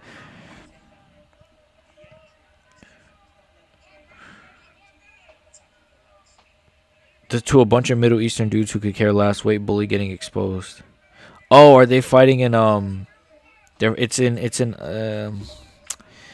Saudi. Is it in Saudi Arabia? With a bunch of freaking white dress freaking towels. I don't think they have towels, like turbans or whatever. Same, and everyone was saying I'm just being a hater because I've been saying Canelo eats them. No, you're not even being. That's not even like. I don't know how people could say you're being a hater for that. That's such like an obvious take. I don't know. I feel like Canelo's just too big for these guys, man. Nothing's really happening in this fight, by the way, between Marcos and Jackson. It's just kind of just grappling. I really hope this card doesn't just end up being this the entire night, but the opening fight was awesome, except for that third round. The second fight was shit, and this fight so far has been shit. Same, and everyone's saying, yeah, never-ending Riyadh season. I know, literally, it just never ends. Riyadh season. Wait, were both Tyson Fury Usyk fights in Saudi Arabia? Like, did they not do one of them in London at least? Or like, Canelo's the first guy since Pac, man, to make moving up multi times look easy, besides Bivol. Yeah, I just think his style like translates really well. He has a style where it's like he doesn't necessarily have to bully you, even though he can. He's good at that too. But I don't know. I just think stylistically, just like a Benavidez kind of has to bully you for a style to work. Even like a Terrence Crawford, like if you look at that Errol Spence fight, I don't know. Terrence Crawford is kind of Terrence Crawford. I don't know. I like Terrence Crawford, but like he fights once a year. Like, why does he fight once a year? He took like really no damage against Errol Spence, and then we didn't see him for like a year and a half. Then he fought Madrimov. Didn't look that good. Now we're not gonna see him until he fights Canelo at the end of the year. Maybe he'll fight a tune-up fight in between. I doubt it.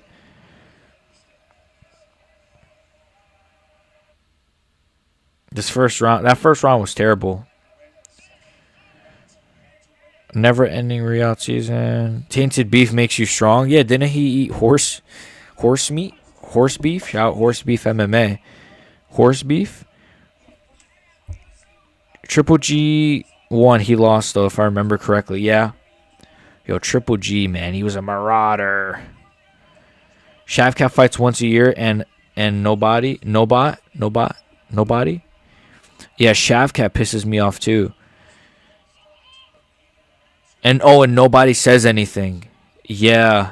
No. You're right though. Shavkat, I know he's injured right now, or he's definitely healed by now.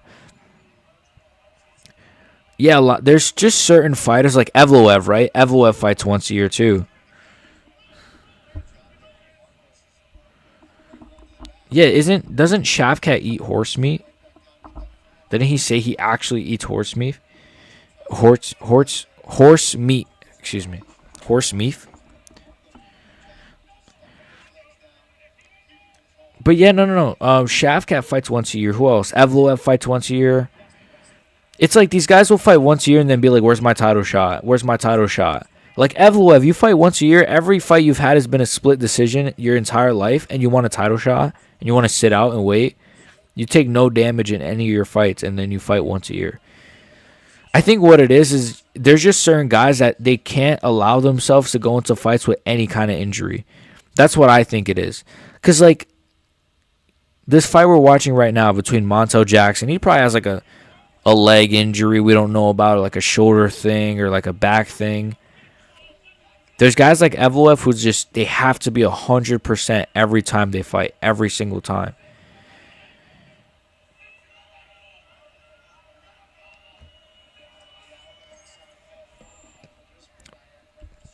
He deserves no title shot. Brady next. I completely agree. Sean Brady versus Shavkat next.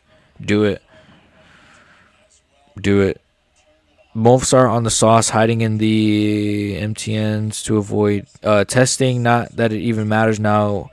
With new rules, no one pops anymore. Makachev is on the roids. You think Makachev is on roids?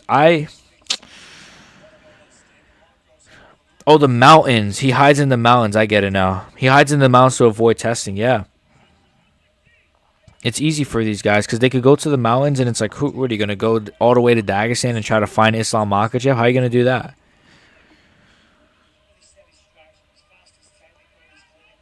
You know? It's like, dude, I think Islam Makhachev. Dude, you ever seen a picture? Look up a picture of Islam at 21 and get back to me. Have you ever seen a picture of Umar as a child? He literally was like, he's the most jacked child I've ever seen. What I think, and I think Islam even said this, is they gave them like steroids as a kid. Or as Islam said, vitamins as a kid. I think they fed them like some kind of steroids as a kid growing up.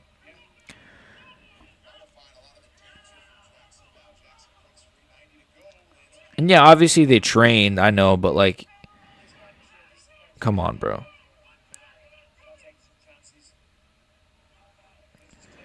Nobody pops anymore. Makhachev is on roids. Evloev also. Habib was roided, I swear. Makhachev, well, he did. You know what's funny? Makhachev did pop. But yeah, nobody pops for anything anymore because I guess they're just either too smart or the UFC just doesn't. I don't know. Evloev also, most likely, yes. His physique is like, it's like. Habib was roided, I swear. Wouldn't be surprised. I think Usman is roided. If you want to talk about non-Dagestani fighters, I think Usman is roided. Probably not anymore. Maybe still. Adesanya, definitely, at times. I love the fighting nerds. I have a bad feeling like one of them is going to pop for steroids. Or like EPO or something. I have a really bad feeling. Like Gene Silva's going to pop. I don't know why. And then everyone's going to be like, dude, how did like Carlos Prates have 5-round cardio? Almost finished Ian Gary in the 5th round, even though dude smoked cigarettes like 10 times a day. I know like he didn't do a lot though. Look up a picture of Islam at 21. Bro, how can you die for the legs for 5 rounds? By the way, can I just mention the fight that's happening right now is so bad that we're having a completely different conversation, but it's all right. Who else? Wait, what? Bro, how can you Bro, how can a guy die for the leg for 5 rounds? Yes. Like the fact that Makachev got that sub in the 5th round is against Poirier. Who else beat the Olympics testing for over 15 years? Russians, that's true. I know hockey players that have wanted to play Russian teams and they say they get you on the gas as soon as you get there and it's required to meet team's doctor. Usman's dad legit is a doctor that specializes in and he has EPO scars in his stomach. Yes. Yes. Usman's dad is legitimately a steroid doctor. It's actually insane. Like, I don't know. Like, Usman is on roids. Israel Adesanya is on roids. What about Nickal? You guys think he's on something? Yuri's natural. I don't know why that name just popped up. Pereira's natural. Pereira is actually not. Pereira doesn't even look like he's ever like touched a steroid. He just looks natural. He almost looks flabby sometimes. Like he's not taking steroids, and his cardio is not like insane either. Jones is probably still on something. Cyril Gahn might be on something, but he is just a big guy maybe. Ngannou was on something.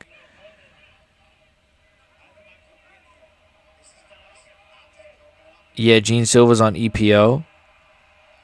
Wait, Montel Jackson is going for it finally. And then they clinch. A good exchange, and then we just get a clinch. A good exchange, then we just get a clinch. Jones is on a cycle. Merab roids. Now Merab is one of my favorite fighters.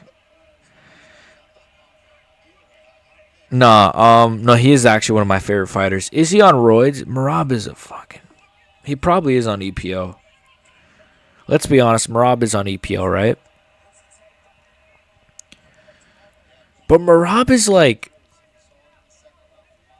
he's weird though. Like Merab is just, I don't. This guy is like, have you seen the video of Merab trying to dive into a frozen lake and cracking his skull open? And he's like, oh, brother. He's like rubbing his head. He's like, I'm such an idiot. He's like rubbing his bloody head. He was like shadow boxing on like a window ledge the other month. He was climbing a tree. I saw him swinging from a tree that was like really high. Like that could have easily snapped and killed him. Like literally, it could have just snapped and he would have died. He was climbing a pole. I saw as well with Nina Drama. Well, surprisingly, she wasn't the one on the pole, but it was him. I don't know, man. Merab is like actually like, I don't know. He's kind of a nut job, bro. Isn't it funny the former Balco dude who helped the MLB guys Juice is now in charge of testing supposedly was the one to pop Ryan Garcia? And you know, the funny thing about that guy is I think he works for Devin Haney for, is it Snack? Is it SNAC? I want to say. Is it Snack? Or some sort of testing thing. I don't even know if Ryan... Do you think Ryan actually took that, though? Ngannou is natural? Ngannou is natural. Next question. No, Ngannou is not natural. Maybe. Jones coming back extra saucy if he fights Tom. Yeah, Jones is never fighting Tom. I've accepted that a long time ago. Jones, in his head, he thinks he's like John Jones. I don't even know how to explain it with this guy. He's like so diluted. He believes that like it would be, I don't know. He's just gay and autistic. Kobe should go to lightweight. I agree, but maybe I worry about Kobe though because he's very hittable. He has a good chin, though. He actually has a really underratedly good chin, but he's hittable. And I think if Kobe moved to lightweight, he'd just get KO'd, I think. He'd be too drained. Excuse me.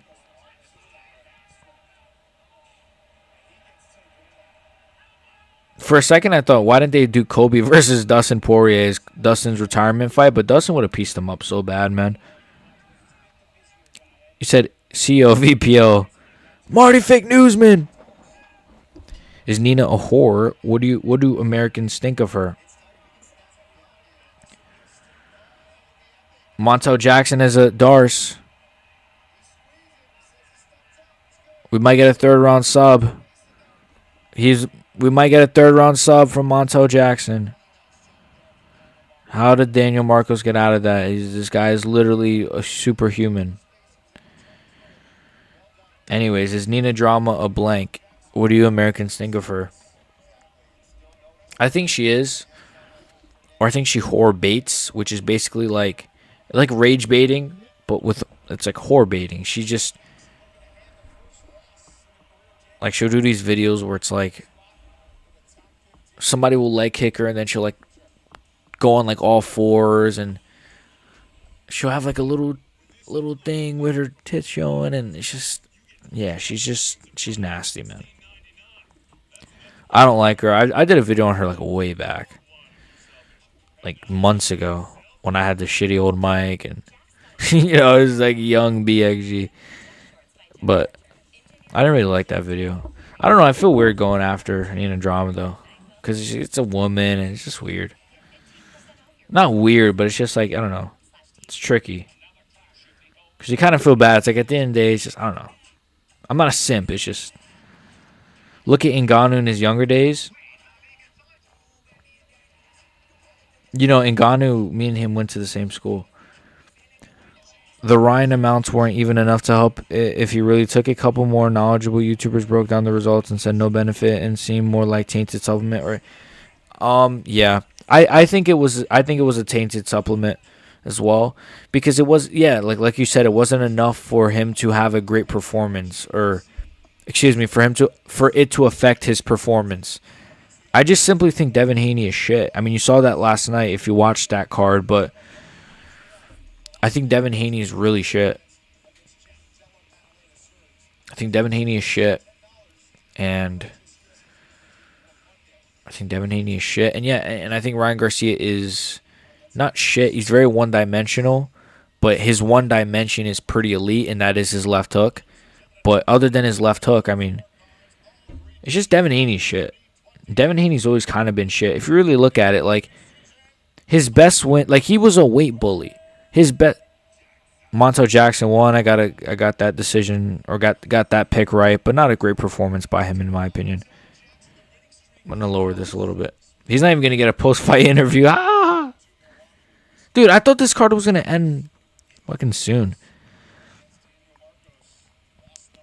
What was I saying? Oh, so yeah, basically I was saying Devin Haney shit, and if you look at his best wins, like, he was way bigger than his opponents. Like, Lomachenko, way bigger than Lomachenko. Lomachenko beat his ass. I thought Lomachenko won that fight.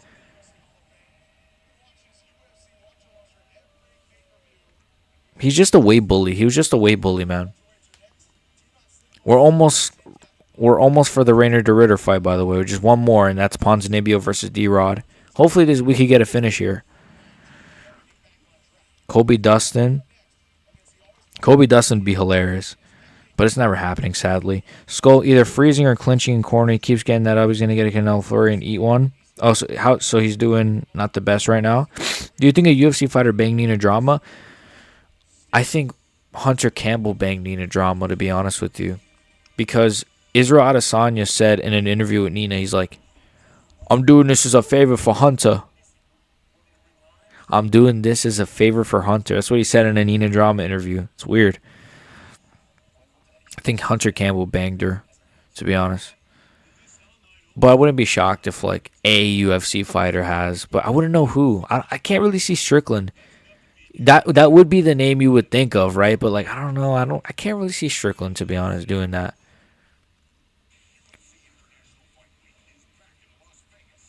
Pereira, can't see.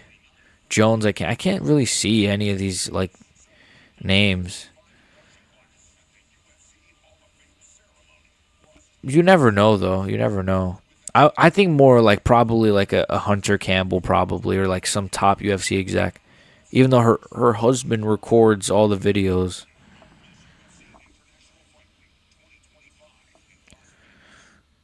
Haney is so gun shy now. If he wasn't fighting a zombie, he would lose to Rolly or Tio.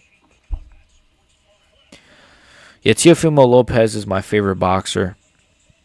I think Teofimo Lopez would molest Devin Haney. He would destroy him. No, honestly though, I would worry just because I don't know. I think Teofimo does better against guys who are more offensive. That's the only problem.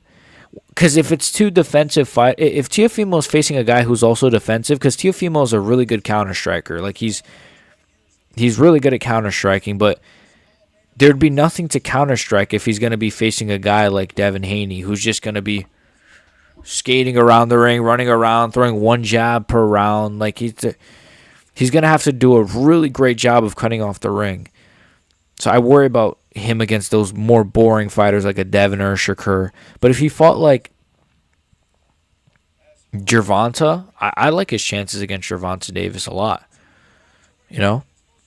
Or even like a Jaron Ennis, a Boots Ennis.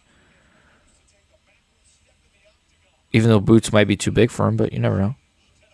Rolly versus Devin. I think Rolly could beat Devin Haney too. He has enough power.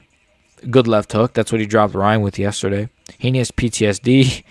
Nina's boyfriend is legit her cameraman. Low dude's always there for fighters. Always hitting on his lady. Yeah, it's just cuck behavior. Armin thought he was gonna. Yeah, Armin seems like the kind of guy that he's creepy. Anyone like Armin Sarukian gives me like really weird, like he's kind of creepy looking. I don't know how to explain it. He gives me like I don't know how to explain it. It's just something in his face. It's just like this guy's killed somebody before, like committed a really bad crime. I don't know. Maybe that's a really bad accusation to put on him. He just has a really odd face. Teal the fighter, yes. Teal on the mic, no thanks. Teal on the mic, yeah. I he's trying to promote, but it's a bit.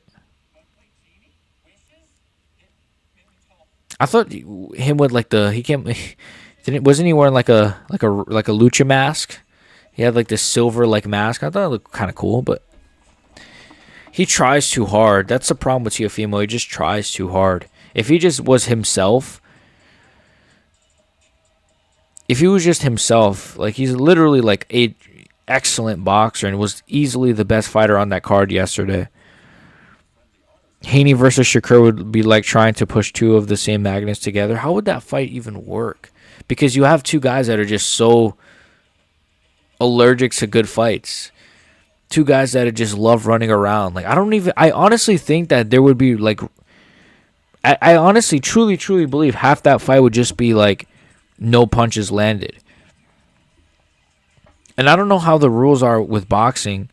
Because I know with MMA, if you don't throw anything, the ref is going to tell you, like, you got to work, guys. I don't know if they would do the same in boxing. Rich, weird kid, socially awkward. Yeah, Armin is really like, he's like socially awkward. He just comes off really odd, man. He's just got like an odd, like, I don't know. At least we don't got to listen to his dad anymore. That was the worst, too. Teofimo. He's a good trainer. I think Teofimo's dad is a good trainer, though. Because, like, I mean, look at how far Teofimo's made it, you know? I know his dad could be annoying, but, like, I do give him credit. But I know he's training with Canelo's team now, too. Actually, I saw a clip of his dad falling. He was going in the ring, and then he, like, tripped. It was funny. He, like, rolled over. Canelo looking off, avoiding punches is the best taunt. Oh, is it? Yeah, I know what you're talking about. Oh, okay, so he's styling on him right now a little bit, or shout Canelo. I should fucking be watching that instead. This card's not been good, but we'll see. I hope this Ponzinibbio fight is good, and then the way this card is going, man, Bo Nickel, Rainer de Ritter's gonna be ass. So hopefully not, but we'll see.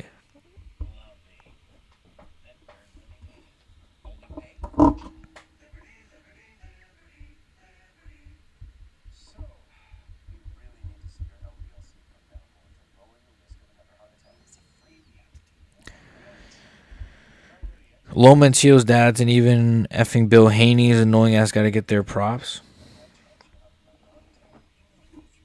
Dude, Bill Haney. Don't get me started on Bill Haney, bro. Don't get me started on Bill Haney, bro. That guy is like the definition of living vicariously through your child. He's like, dude is just like a failed.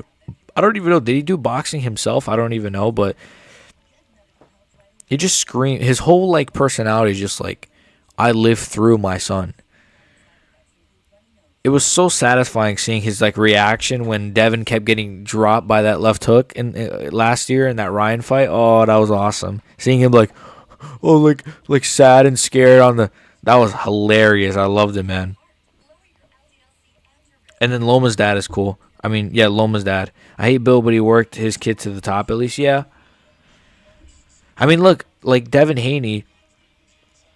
I think Guru said this yesterday on like a tweet, but like Devin Haney's like the most boring fighter in boxing, but he's got 2 million followers on Instagram, and like he's still a name, you know. He still gets big interviews and stuff. It's like his dad does promote him well in his own really annoying way. All right, next fight: D-Rod versus Santiago Ponzinibbio. We're already in the octagon, which is good. I don't gotta watch their walkouts. Hope this card will be. Hope this will be a fucking finish, man. We need a finish on this card. This card's looking pretty stinky. It's not a good look. I got Ponzinibbio in this one, by the way.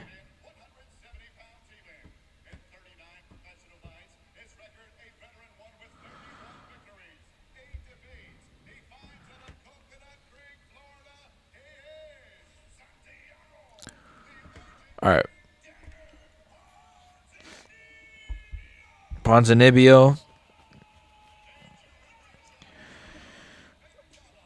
I don't really care who wins this, to be honest. I pick Ponzinibbio. I don't give a fuck who wins this fight. This is one of those I could care less who wins. I just hope we get a sick finish or something, man. Just give me something, a war, a banger. Give me a first-round finish so we could get to Rainier, DeRitter, Bo Nickal. That's the fight right there. And then the main event, Corey Figgy, should be great. But yeah, this card was not I put out my predictions like literally so late too. I put them out like today, but I've been very busy. But I'm not gonna lie, this card was, I was like, this card kind of ass. I was not super motivated to. I'll put that out. But Bill Haney's living his life as a dollar store Cornell West, 5-0 Canelo. All right, that's good. Canelo's winning. So, do you think Bud is taking a tune-up fight in between the Canelo fight in September, which is when it apparently is going to happen? I feel like I don't know. I feel like Bud is just going to wait and probably just bulk up. I think Bud is going to bulk up. He's going to fight Canelo, and then if wins or loses, he's going to fight one more and then retire. Which is so crazy because, like he's had a good career, but I don't know, man. I feel like he's if he was just more active, he could have got more out of his career. He fights once a year, Terrence Crawford.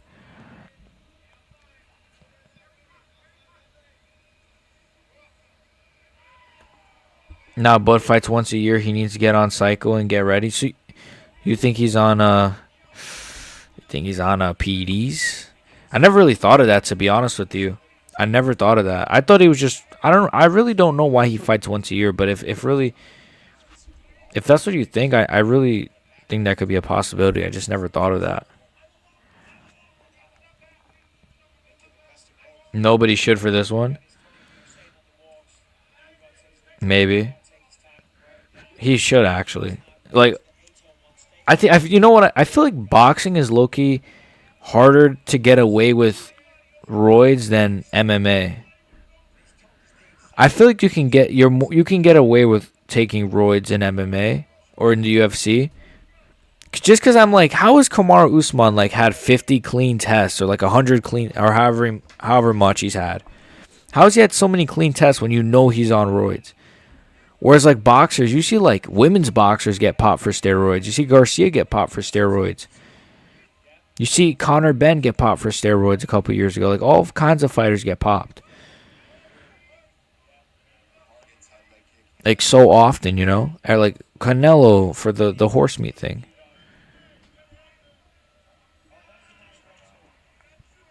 I don't know if he popped or if that was just, I don't know what that was. Uh, no, he's an elite athlete. I'll give him that. Motherfucking wrestle too. Crawford, yeah. I think Crawford. Yeah, Crawford's a good athlete, man. It seems to be, yeah, unless you're a guy like Canelo. Maybe. You know the funny thing though, when you say that, like the heavyweights, I'm looking at the heavyweights, and none of those guys are on steroids. Well, maybe, but like Fury's flabby physique, dude is like physique is awful. He's not on nothing, bro. Might be on EPO, I guess. I mean, he's got good cardio, I guess. I don't know. Usyk, you know, like most heavyweights, AJ could be on the sauce. If you look at his physique, it seems to be, yeah. Unless you're a guy like Canelo, yeah. Teal looked kind of saucy yesterday, I thought, but NY ain't playing that, so he must have been clean. Yeah. Dude, Teofimo, like, why I say his name like that? Teofimo. I saw a picture of him when he was a kid, too. He looked pretty, like, in good shape. Oh. Oh! Santiago Ponzinibbio got clipped by D-Rod. D-Rod's like 80 years old. Ponzinibbio's hurt really bad. But D-Rod has, like, no... There's no base. He's just, like, slapping punches. It's so funny, man. Like, I don't know. I see some of these MMA guys strike, and I'm like... I don't know. Like, yeah, they probably mess up most boxers in a street fight, but then sometimes I'm like, oh, man. They can't even throw a jab. Like, some of them can't even throw a jab at, like, a high level. Hell, I've seen Islam Makhachev look really bad at times.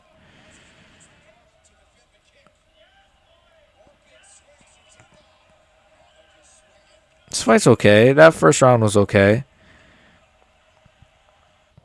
But yeah, Teo looked kind of saucy. Yeah. Canelo's corner team stuff is a mere little baller. Oh, okay, Rich. Okay, that's cool. Dude, Canelo's probably like... How much does he probably have in his bank? Big Baby Miller popped but looked human last time, so he must be clean. Big Baby Miller. I remember that. He popped. Who else? Someone else just came to my head, but then it slipped.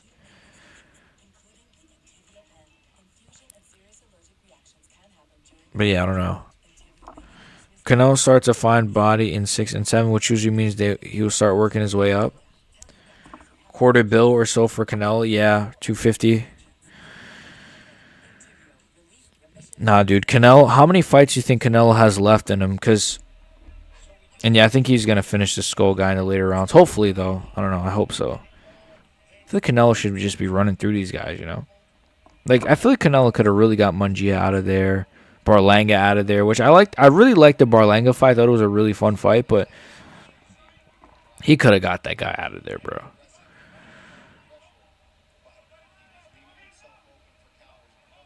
He has like 6, like 3 years ago, I think. Oh, he said 6? Okay. That was 3 years ago, so how many has had, like 2 or 3? So he's got about 2 left. I mean, he faces Crawford. I don't think he's going to face Benavidez, but he should, right? Like, it should be. He faces Crawford. He faces David Benavidez. Then he tries for the Bivol rematch, and then he retires, I think, is pretty possible.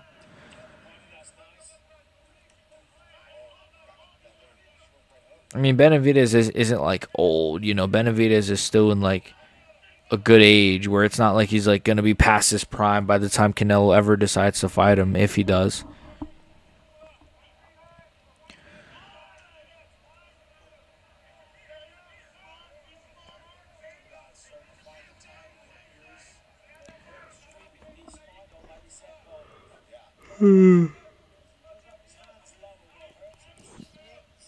He clearly held Munguia up and admitted he didn't want to finish young Mexican boxer. I do remember that, yes. He did hold him up. Munguia felt in his effing arms like when Floyd cut Logan Paul out to make it look good. That's crazy. I remember the Floyd one. Oh. Dude, Ponzinibbio is very hittable, man. Ponzinibbio is very hittable. He's getting pieced up right now.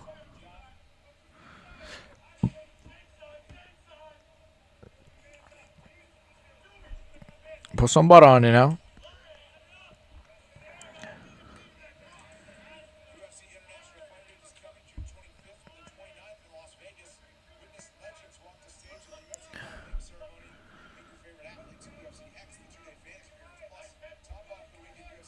Shout right down to Geek for the guys. Don't worry, boo. Don't worry, I got you, boo. We gonna do all these rounds. Yeah, that's what Floyd said. Dude, Floyd is I remember that Floyd Logan Paul fight, man. Dude, it's so funny. Like, obviously, I knew Floyd was gonna win. It's like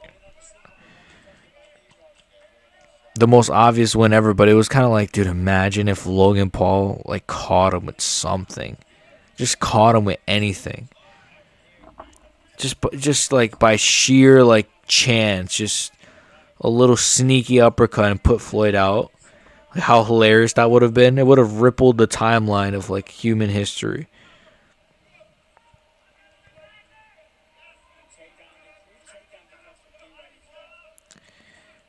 This fight has been Ponzinibbio. What's this guy's name? D-Rod Ponzinibbio is just what you would think. It's just two old guys just kind of striking really sloppily. There's something about this card that's just really bad, man. It's probably the worst card I've ever seen. No, I'm kidding. The London card was way worse. But the last two fight nights have been so good. Like, to have like the last 3 fight companions I've done have been good because those cards were like so good. This one's just mid.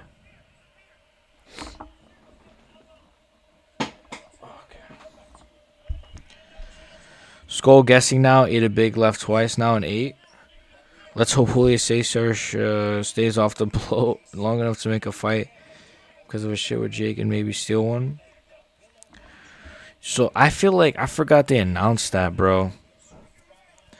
Jake's gonna beat him, bro. He's just gonna Cesar Chavez. What he's gonna do?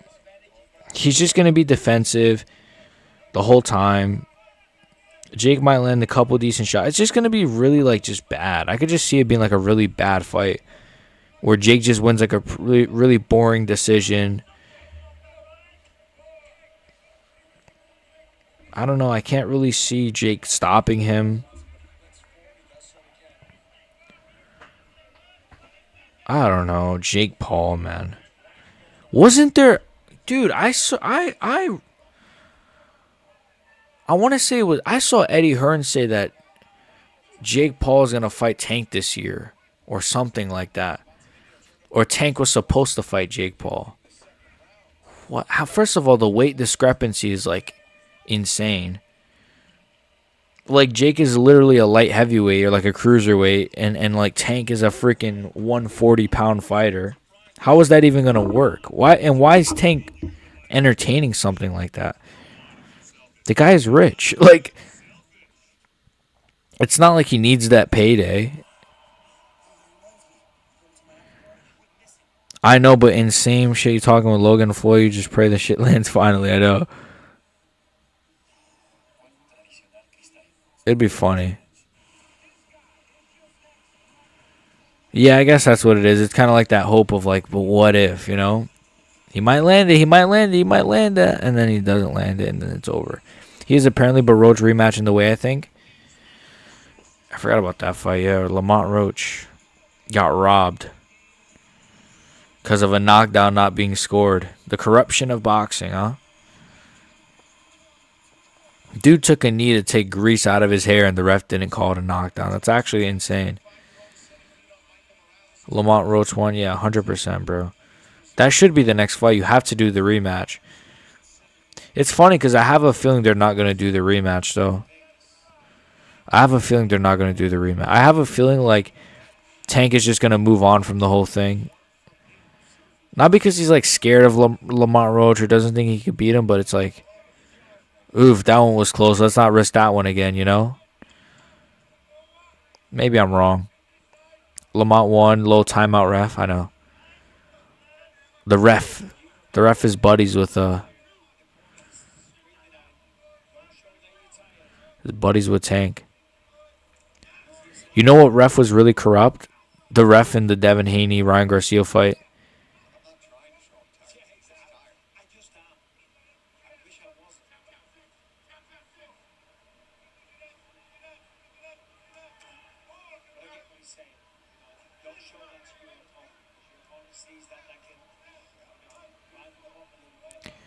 This fight ain't really been good. D-Rod versus Santiago Ponzinibbio.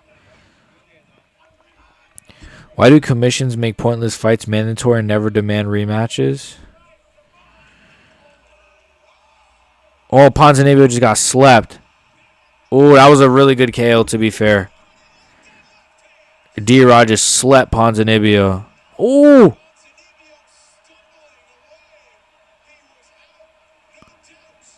Ponzinibbio just got slept really bad.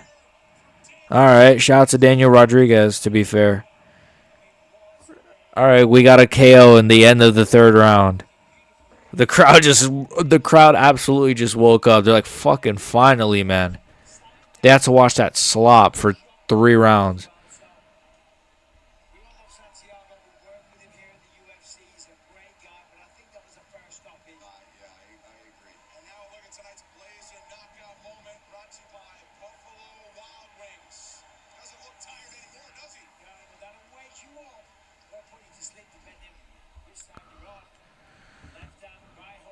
Shit. Good left hook, to be fair. Ponzinibbio was out. The ref should have stopped it immediately, but whatever. What the fuck was I saying? Yeah, he just slumped him, man. He just slumped him. That dude was Muslim for sure. The ref for Devin Haney, yeah, he was, man. That was a weird. I don't like that ref. He had another bad call. He had another bad call like not that long ago.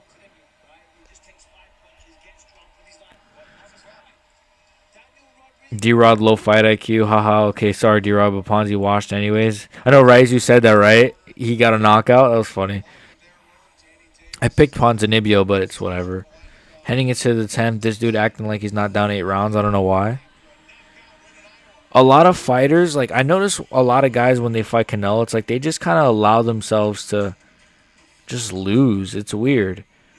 What's his name did the same thing. Jamal Charlo, one of the Charlo brothers. It's like he get dropped by Canelo, like rocked really bad, and then he just like stopped trying for the rest of the fight. It's like these guys, they just kind of like they give up like halfway through a Canelo fight. I don't know. It's so funny. Like Berlanga, he got dropped and then he just didn't even. He just kind of slowed down, didn't pressure Canelo. It's like oh yeah, this guy's got power. Let me just not even try. Let me just be careful, instead of just actually trying and being a warrior and trying to win. These guys just accept defeat so easily. I'm looking at his ring walk right now on Twitter, by the way.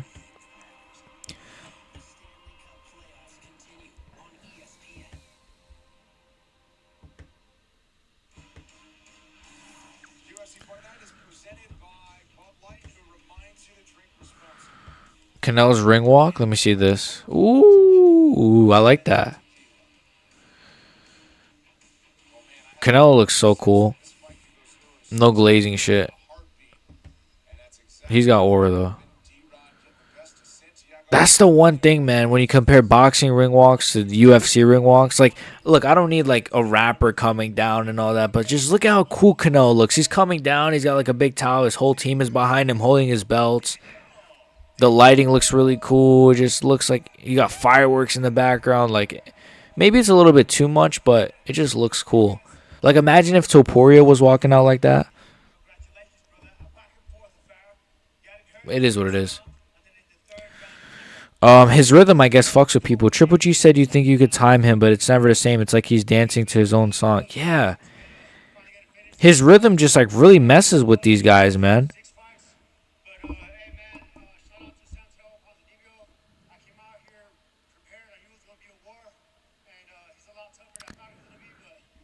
His rhythm really just messes with people, I guess. Cause he doesn't. I don't know. He does kind of fight in a way where it's like he goes off, he slows down. He goes off, he slows down. He slows down again. He goes off. He goes off. He goes off. He slows down. Body head, body head. He works the body really well too. Has a good chin. Has a good guard.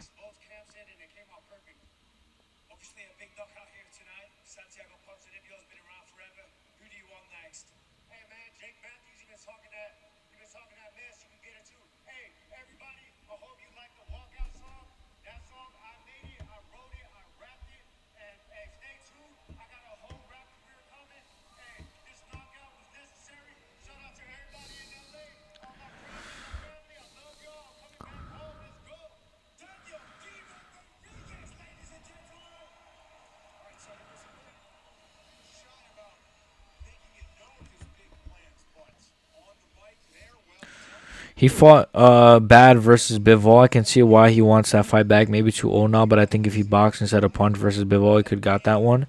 Yeah, he was just Bivol did a good job of staying. Diego Lopez, my guy,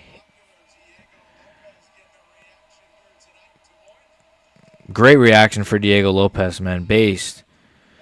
Yeah, Bivol did a good job of just like staying out of the way, and just kind of not allowing Canelo to like really get momentum going. And then Canelo, he was just there was like that whole sequence where Canelo was just throwing, and none of it really phased him. I also think a power thing as well. Canelo's power maybe didn't translate as much.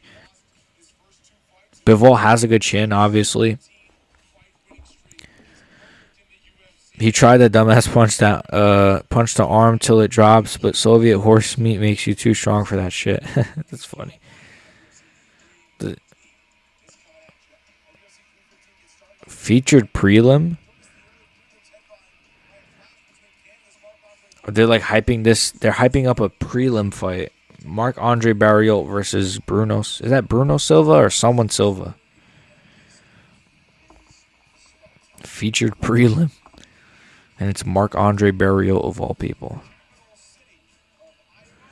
Yeah, he definitely tried that, man. Bro, Bivol, did you see those Better BF fights, man? Bivol is a monster. I thought he won the first Better BF fight, to be honest with you, but it was a fair decision. Barriot, the human punching bag. Didn't he just get KO'd by Joe Pyfer, right? Joe Pyfer just dusted him, I think, in his last fight. Bo Nickal, Rainer the Ritter next. Thank freaking God, bro. Some excitement, some names, some star power. Let's go.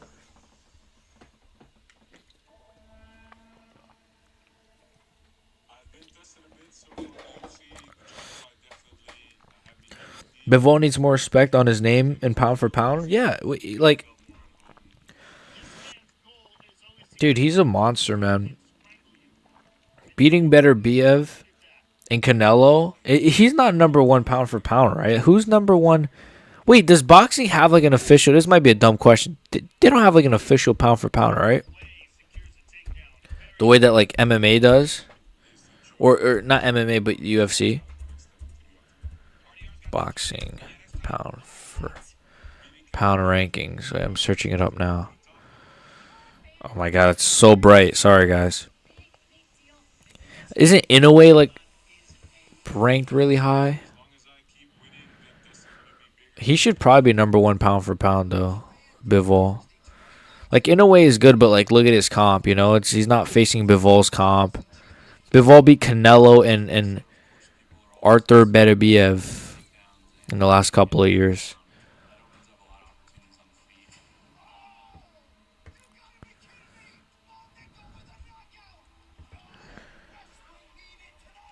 His Soviet style is perfect in my opinion. The way that he bounces and cuts angles is dope. He can fight going backwards or forwards, which not all can. He's a monster, man. The way that he just does a good job of like coming in, pop, pop, pop, then going out, then going in, blah, blah, blah, then I love. There's like a clip of him. Someone's like against the ropes. It might have been Canelo actually. It might have been Canelo where he just pops in, pop, pop, pop, throws a combination, then pops out, then pops back in, pop, pop, pop. He's so slick, man. He does look kind of awkward the way he throws his shots a little bit. He has like a little awkward style. I don't know if it's just the way he looks or what, but he's really good, man. Perfect. So hard to be number one in such a light division for the monster. Yeah. I want to see Inoue versus Alexander Usyk. No, I'm kidding. I don't know. Could Inoue have success at 140 maybe? Might be too high for him. His power will not translate. I think that's just too high for him. Bo Nickel, Rainer de Ritter. Dude, I hate this. They showed a video package. Now they're showing them shadow boxing. Then they're gonna do the entrances. Then they're gonna do the introductions. Then they're gonna fight. Like, oh my gosh, come on. Old school Soviet style. Then you play the edit song of like, I don't know, what's like a TikTok edit song? Dun, dun, dun, dun, dun, dun, dun, dun, dun, dun. And it's just like clips of him like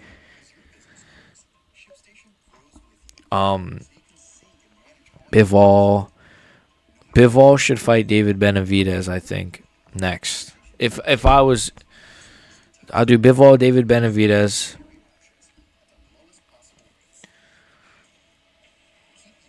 I do Bivol, David Benavidez. And that's it. I don't know. Maybe Beterbiev could fight Benavidez. The winner could fight Bivol. That gangster weird Russian song they all use for MMA vids with Islam or Habib. No, I don't know. There's one they use for Peter Yan that I've seen, like a Russian one I've seen. David B gets cooked? Yeah.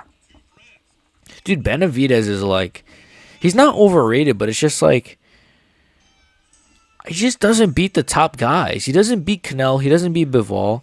He doesn't beat Beterbiev, in my opinion. I think he'd Beterbiev probably drops him a couple times. I could see that. I don't know, man. Like, Benavidez, like, he's good, but, like, there's times where I'm like, I don't really love his performances. And him up a weight class ain't been looking the best. His power doesn't translate. His gas tank is decent, but like he's not like some freaking Marab. He looks like you draped skin over a large skeleton and put. Dude, oh man, his physique is crazy.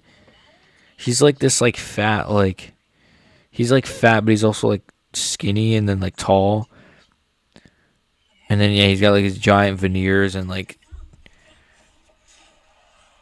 Yeah, he's just not. It's just not a good look. He's like married to like a BBL demon as well. A BBL demon. Rainer de Ritter, Bo Nickel is next. I'm excited for this one. Dude, Rainer is so awkward.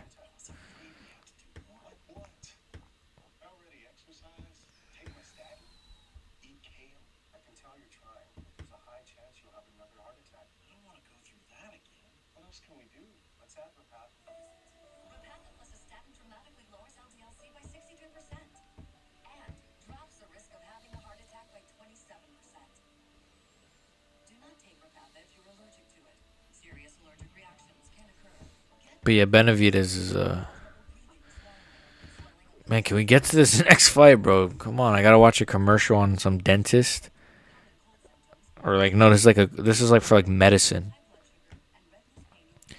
What are you trying to say, UFC? I need medicine? Yeah, after watching this card.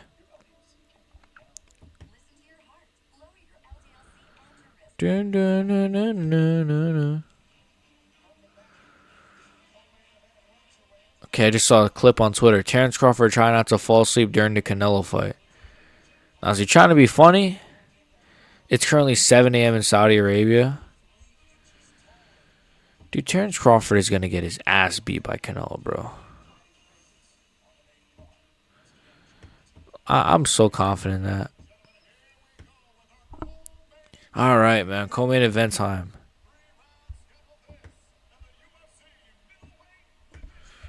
Co-main event time, boys. And we don't got to watch their walkouts. Bo Nickal, Rainer the Ritter. Let's go! All right, I'm in this RDR killing of the Penn State BS hype train. Let's go. I got Rainer the Ritter via decision, but wouldn't shock me. Bo Nickal's getting a good reaction. Bo Knuckle. Dude, who names their kid Bo Nickal? His last name is Nickal, and his first name is Bo. The people's main event. This is a better fight than the main event. I don't care. This is my main event right here. I care more about this than the main event of Figueiredo and Sandhagen.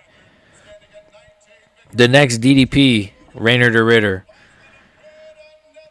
I'm actually a massive fan of DDP. So, if he's anything like DDP, I'm joining the hype train. Oh, I am on the hype train. Hopefully, the train runs through Bo Nickal. Mike Beltran. Why do you say Beltran? Why did the announcer say it so weird? RDR by sub? I could see that too, you know. I could see. Why can I see him hurting Bo Nickal with like a goofy shot? Wouldn't that be funny?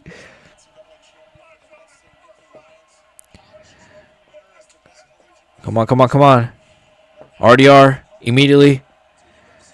Dude, if you're RDR, like you should just. Oh, RDR looks huge, by the way. He's really tall, but he looks really big. RDR with the clinch. RDR with the clinch. RDR with the clinch. RDR is really imposing, man. Bo looks small to me at middleweight sometimes. Like, he's not small. He's a good-sized middleweight, but, like, sometimes I'm like... I look at guys like Kyle Baraujo, and I look at guys like RDR. Maybe it's just their height, but, like, man... Some of these guys are, like, giants at middleweight. Dude, Baraujo was standing next to Khalil Roundtree the other day, and he looked bigger than him. I guess, I don't know. Now they're just kind of clinched against the cage. This is going to be interesting because Bo Nickal just threw like a weird elbow, I think that was. Rainer the Ritter is the one that's initiating the grappling like I said he was. Like I said he would. He's not scared to go on the ground with Bo Nickal, I don't think. And I don't think Bo Nickal really has like a crazy jiu-jitsu threat on his back or anything. Or this isn't like some Charles Oliveira type guy. You know, Bo Nickal, he's also, we saw in his last couple fights, he takes a while to get to a good position for a sub. You know, it's not like Bo Nickal could just throw up a sub from any position, you know.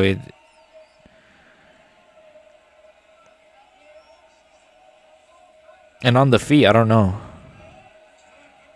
I think that was like a shoulder strike from RDR.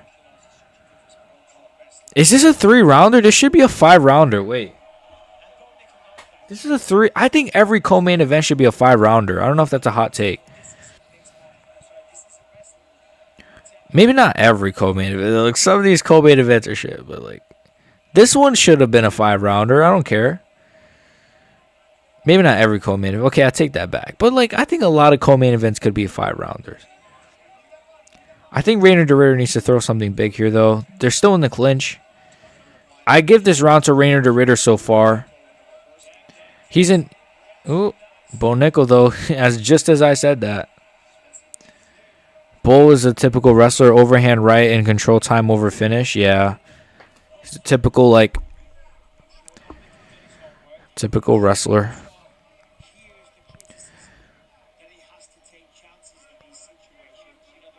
Like, even Bisping just said it. Like, Bo Nickal has to take chances. He never takes chances. Dude, imagine Rainer the Ritter. Oh... He doesn't take a lot of chances. He fights very, like, just plastic almost.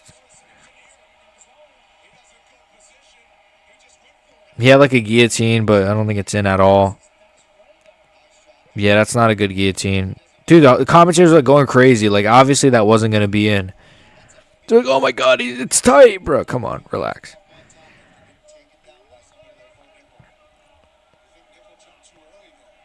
And now Rainer DeRitter's on top, by the way. I didn't mention that. Bo Nickel got overzealous and he jumped on the sub, and now he's lost position. This is Rainer DeRitter's round, in my opinion, pretty easily, to be honest with you. It's like not really enough. It's a pretty nothing round, but DeRitter's just strong, man. He's strong. He's got a good chin. Anyone who's watched 5 fights, you know it wasn't tight. Yeah, like, why was the commentators like, oh, he's got it? And the crowd was going crazy. I'm like, bro, that's not even... I understand why the crowd would go crazy, because it's, you know, it's a UFC crowd. Like, I don't... Of course they're gonna go crazy, but the commentators, like, really, Bisping?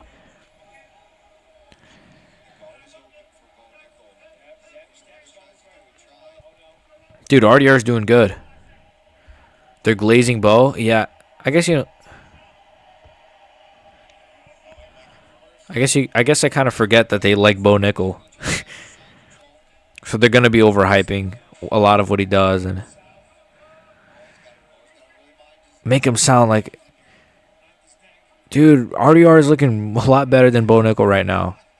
We'll see how he does in round 2, but this is a 1-0 RDR. Just try to jump. Oh, it just took down Bo, I think. Dude, Bo Nickel. If Bo Nickel, with all this talk about... Dude, I think I beat Khamzat Chimaev.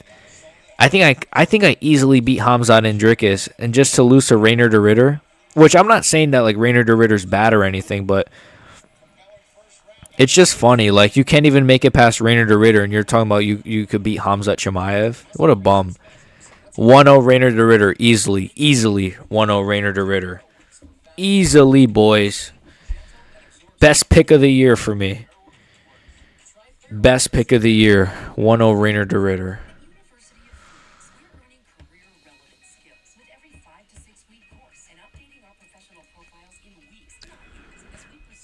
Habibi, hallelujah.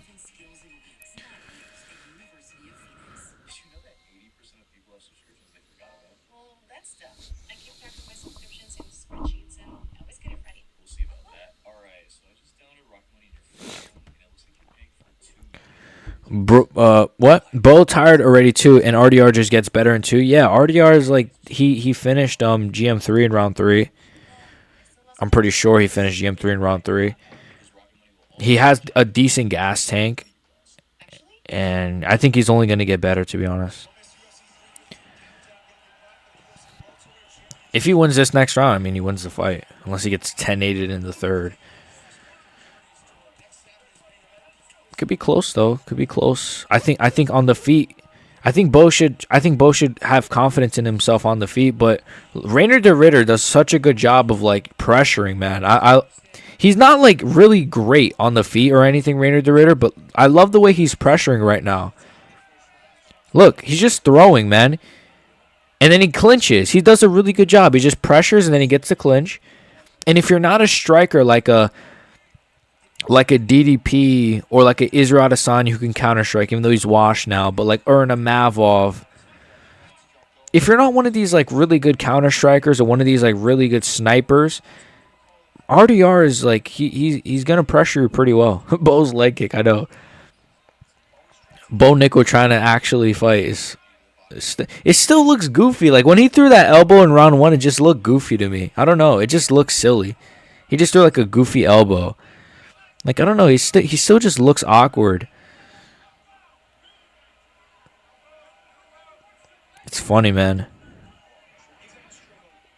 RDR's winning this again, in my opinion. Knees to the clinch. Nice knee from Bo, though. RDR's trying to get him down. Bo's got the back now. Sloppy from RDR. I didn't like that. But Bo is not really like somebody who's like an expert on the back, man. He's not a jiu-jitsu guy. Oh, big knee up the middle. Big knee up the middle from Rainer. I don't think Bo's hurt or anything, but big knee up the middle from Rainer DeRitter. Dude, ooh, Rainer DeRitter's landing shots. Rainer DeRitter's Oh my God, Bo Nickal's getting bullied. Oh my God, Bo Nickal's getting bullied right now. Raider the Ritter's piecing out Bo Nickel. Holy shit. Oh my God. Oh my God.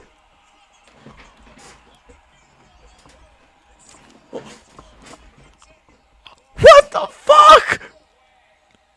Raider the Ritter just knocked out Bo Nickel in the second round. What the fuck? What the fuck? Raider the Ritter just finished Bo Nickel. What the fuck? Raider the Ritter just finished Bo Nickel in the second round. He just TKO'd him. Bo Nickel crumbles instantly with any sort of shots whatsoever. He's shit. Holy shit. I mean, I knew Raider the Ritter was going to win because I picked these fights like a genius. No, I'm kidding, but I didn't think he was going to TKO him, bro. It's like Bo Nickel just instantly crumbles to like any decent shots. Look at this. Raider the Ritter lands some good shots. Boom, big knee. Bo just crumbles instantly. It was like a body shot, I think. It was a body, I think, or like a knee to the chest. Oh, he crumbled Bo Nickel bad. Bo Nickel is shit. You fucking loser. You said you were going to beat Hamza Chimaev in DDP. You couldn't even beat Raider fucking the Ritter, you fucking bum. Raider the Ritter's on a 2-fight finishing streak. He's coming for that middleweight title. Don't doubt my boy ever again. Don't doubt my boy ever again. Raider the Ritter. Anyone who picked Bo Nickel, suck my dick. Let's go. Raider the Ritter.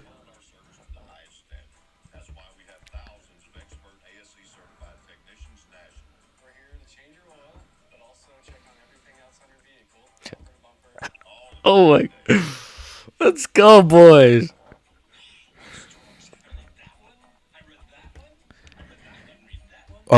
Wait. Bo tried to fight for a minute once he hurt at least. Yeah, man. Damn, he got his ass beat. Oh my God. What the hell? Bo Nickel just lost. He's actually shit.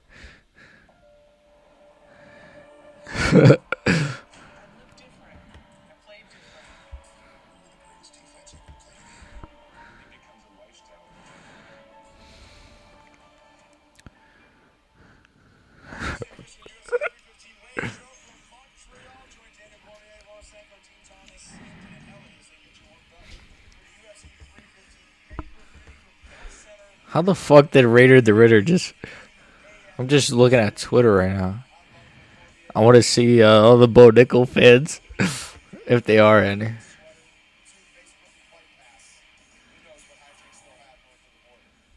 Dude, I picked Raider the Ritter. I can't believe I got that. Finally got a good pick right. That was a good pick. I'm taking pride in that pick. I don't care. Fucking finally, I get a good pick. Raider, I did say Raider the Ritter by decision. I did not think Raider the Ritter was gonna knee Bo Nickel in the chest and finish it. Bo Nickel loses in the most goofy way possible by my GOAT Raider the Ritter.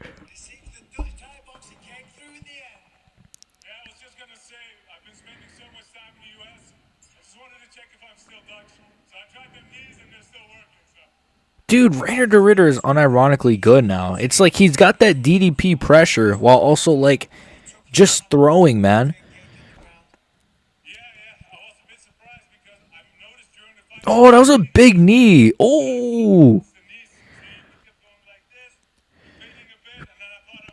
Boo, that was a knee to the chest, man. And Bo just instantly crumbled.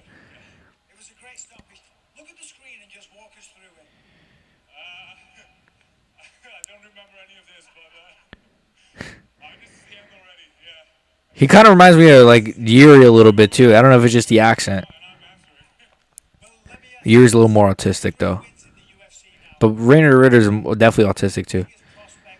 He just beat Bo Nickel. Like what the fuck? Give Raider the Ritter fucking a title shot.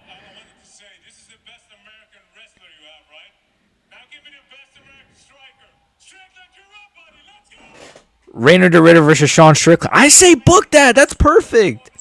That's a good fight.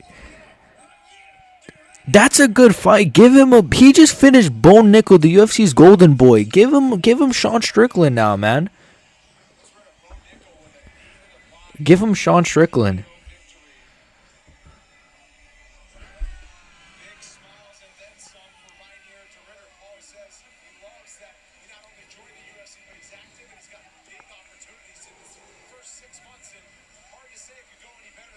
I say give him Strickland. I say give him Strickland. I say give him Strickland. I unironically think he beats Sean Strickland too. I'm not even trolling. I actually think he beats Sean Strickland.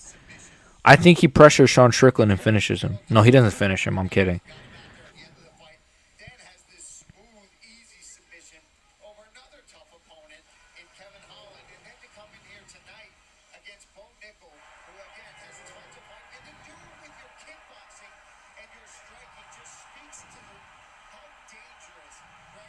This dude's a monster. Rainer de Ritter is unironically a fucking marauder, bro. What the fuck?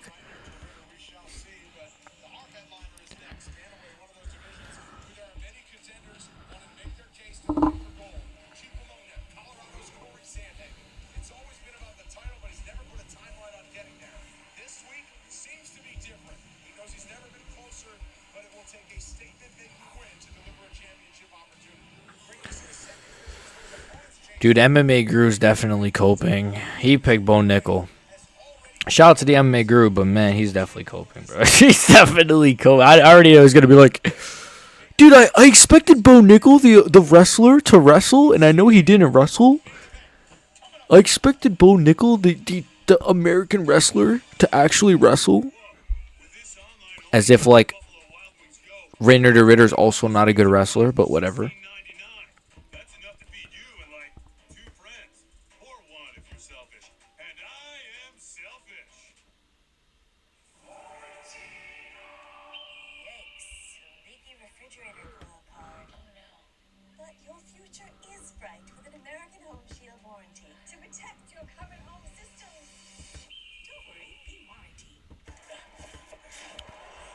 Based Rainer de Ritter. I can't believe Rainer de Ritter just finished Bo Nickel. Like, that's like the weirdest.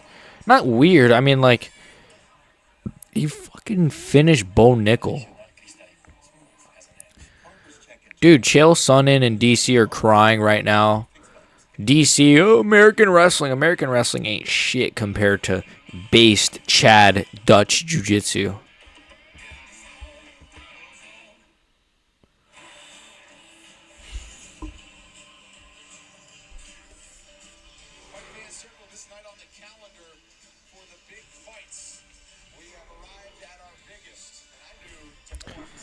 It's crazy because Bo Nickel, yeah, like Bo Nickel, what the fuck? If Bo Nickel ends up being nothing in the sport, this is going to age so bad. The amount of promotion the UFC have put into him, the amount of... Dude was on UFC 300, like, whatever, man.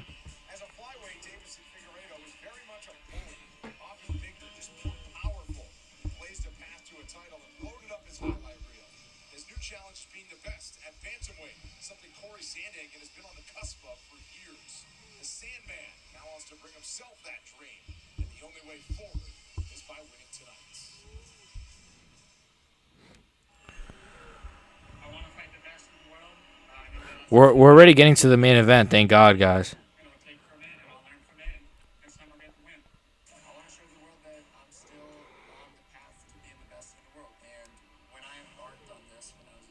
UFC is bad at choosing their favorites, bro. I know you just saw that, bro. I know you just saw that, my boy. That was crazy, man. That was crazy. Like, the UFC...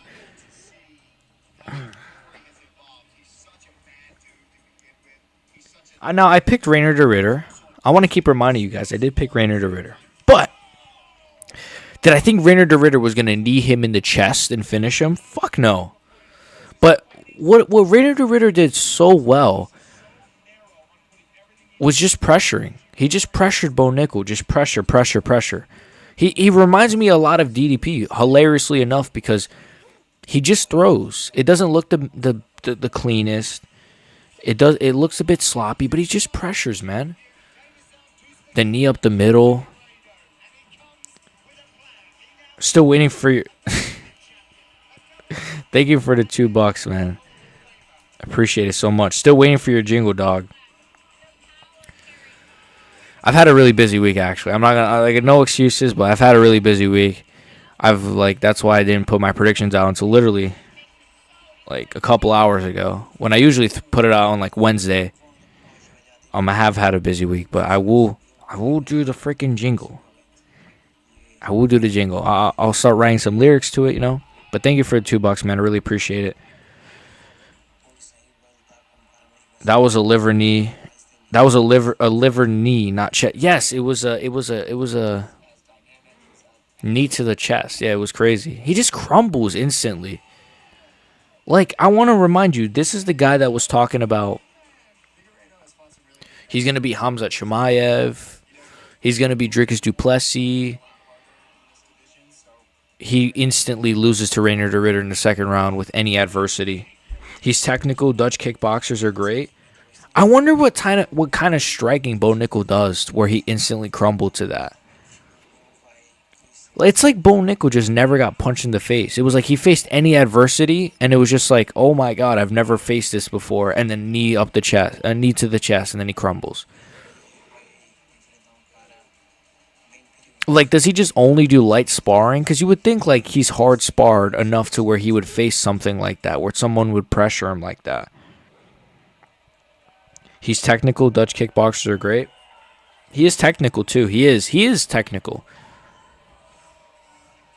Like, he's goofy looking, but it does, like, he is good. He's got a good clinch game. His clinch was really good against, and I knew his strength would be a thing as well. Liver knocks anyone out. True. Yeah, true. Nah, man, liver knocks you out. It short circuits the body like a chin. He had bad defense. True, yeah. Yeah, maybe I should be nicer on Bo, right? He didn't quit. It's just getting kneed like that, like, fucking shit on my nose. Bo had bad defense. Yeah, his defense wasn't good, man. Like, his defense wasn't good. Knee in the chest. I don't know what to say, man. It's just,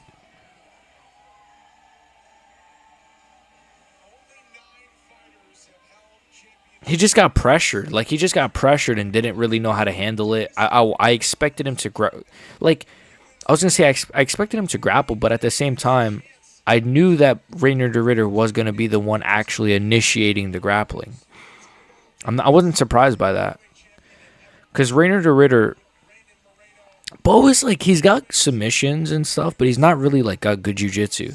It's not like when he gets the back, he jumps on it like a Charles Oliveira, or he's like really good off his back. He kind of just, he knows how to get to good positions and then eventually find the sub or find the neck, but I'm not like shocked by this. Bo was fraud checked though. It's over. You think it's over? You think Bo is like completely done? I think he kind of is cooked. I just think like, I know he's still relatively young, but you just can't beat the experience of Reinier de Ridder. Being in the UFC for as long as he has been, you know? Not in the UFC, I mean in MMA for as long as Reinier de Ridder has been. He's used to fights like that. He's used to getting in dirty paws and getting elbowed, getting kneed, getting taken down, taking people down. He's probably been KO'd or TKO'd. He's probably been.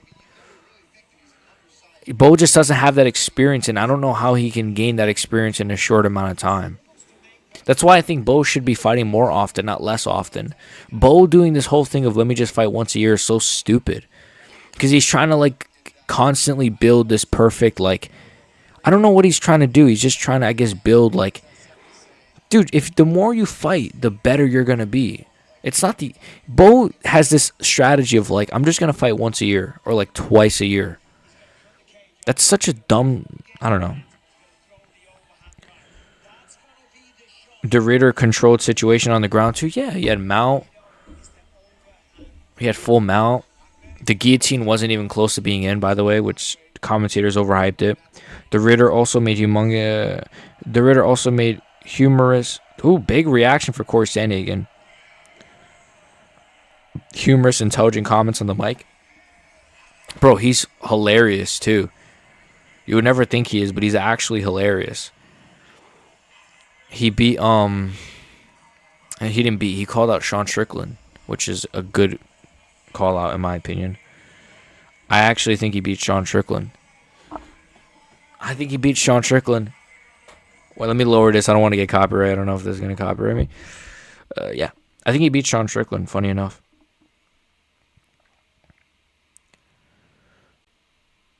I think he pressures Sean Strickland. I think Sean Strickland wouldn't be able to handle someone, like you saw that in the DDP fight. Someone who's pressuring Strickland.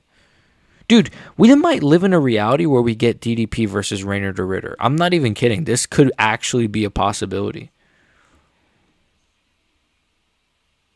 Think about it. If Reiner de Ritter beats Sean Strickland and then gets like another... If he beats Sean Strickland and maybe even finishes him and then gets one more big name, he's getting a title shot. I can't believe this.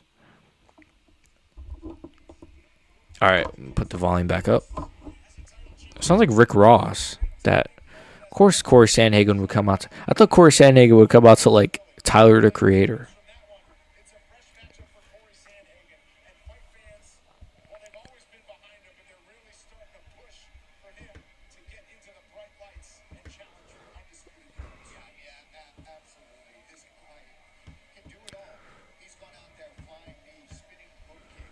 Just rewatching Bo Nickal getting finished.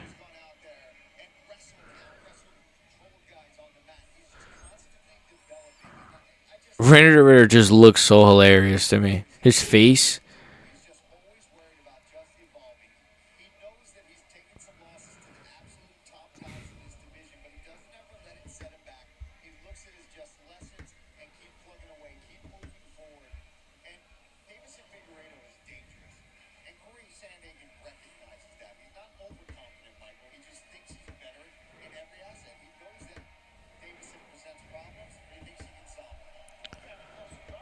Alright. I was just rewatching the Bo Nickal. Dutch kickboxers are like the best in the world technique, but also uber mensch physiques.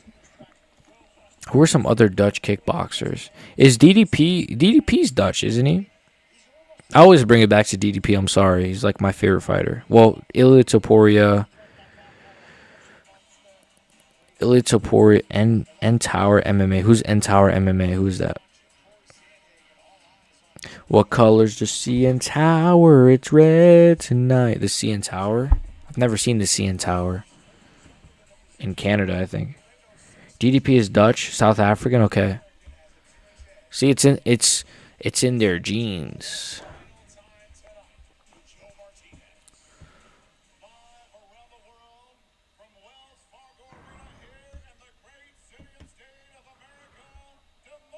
I'm actually Dutch as well. I'm just gonna claim I'm Dutch. And pretend like I am. N Tower MMA is a name suggestion, Lo. You don't know when N Tower is? N Tower, N-I. N-I. Oh, is it the N word? Is it the N word? But why? N? I've never heard N Tower though. N Tower. That's like the code name. Is that like code word for it? I've never heard that before. I'm gonna search that up right now.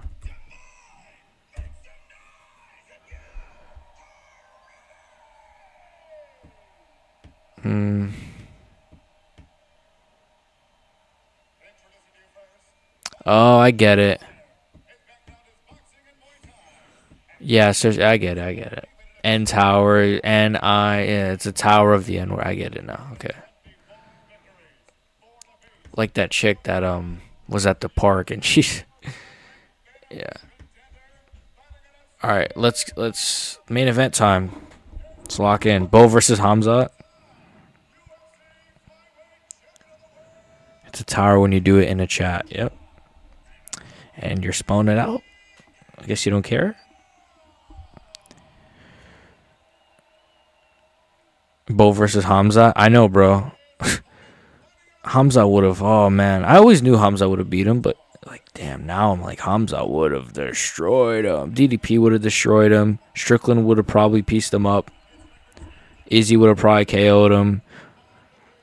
Pereira, if he was still at middleweight, would have KO'd him. Dude, like, Bo Nickal just overhyping himself. I know it's confidence, but the thing with Bo was that he always had this overconfidence, but he never, like, really showed it. It's like, all right, yeah, you beat Cody Brundage. At least, like, Ilia Topuria was, like, 50-45ing Josh Emmett. 50-43ing, like, Josh Emmett. And, like, dusting Volkanovski and Holloway. And, like, all right, here we go. This is a big fight right now. That chick rules. Oh, you're a fan of the chick at the park. Bo might come back, but he has work to do. Bo had the UFC behind him. He was being astroturfed. Yeah. It's like the UFC were like making you think he was a star. Like, look, if we put him in enough main cards of pay-per-views, you'll think he's a star, right? Realistically, his social media numbers aren't that good. Like,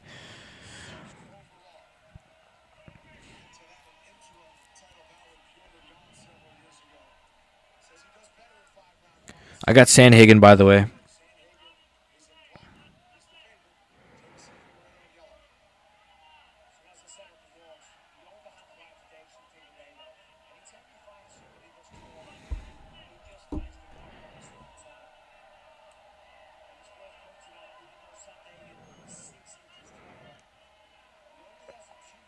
Figgy got the clinch. I got Sandhagen. I just think Sandhagen's gonna. Sandhagen.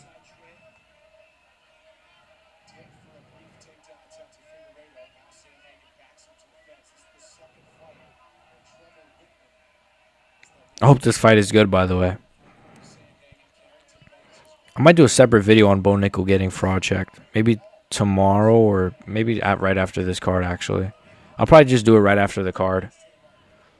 Then I'll just like go to sleep, I guess. I'll do that. I'll probably post it tonight, and then tomorrow I'll post the full card reaction. Figgy. I got Sandhagen, but I could just see Figgy dropping him really bad for some reason. But I just think Sandhagen's got too many tools to beat him, you know? Sandhagen's more dynamic. And he can grapple if he needs to.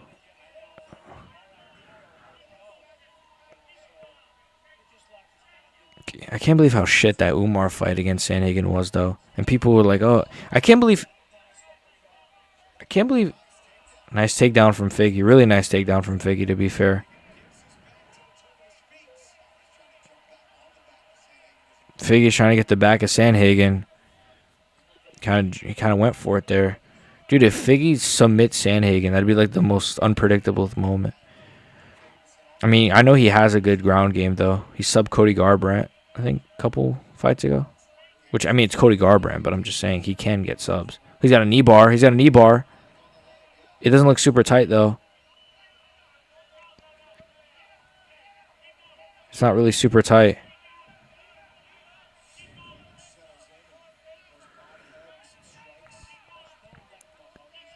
And Sandhagen's got those, like, stick legs, so. But then again, might help him. This is a pretty good round so far, to be fair. I was worried this fight was going to be boring, but it's actually been good so far. I mean, maybe Figgy's just incapable of boring fights, though. He's not one of these guys like Bo Nickal, you know? No, I'm kidding.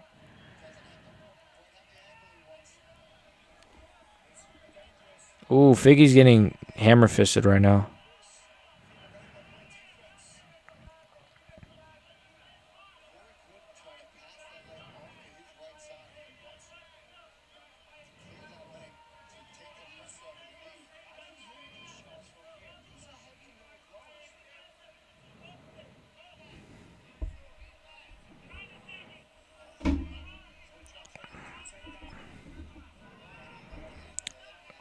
Figgy's trying to get the back again. Almost said Bo. Sandhagen. I'm still thinking about Bo Nickal. This is Sandhagen's round. He's just doing damage. Figgy's just like, I guess, okay being on his back. Pause. John Jones style, right?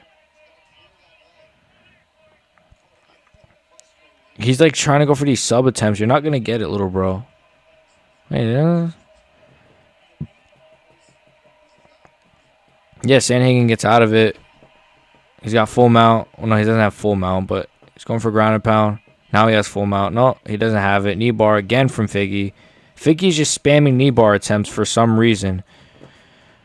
Maybe Figueiredo is shit. Maybe everyone we think is good is shit, even though I am picking Sandhagen, but why is Figgy just spamming knee bar attempts? Like, you're not going to get a knee bar at Corey Sandhagen, little bro.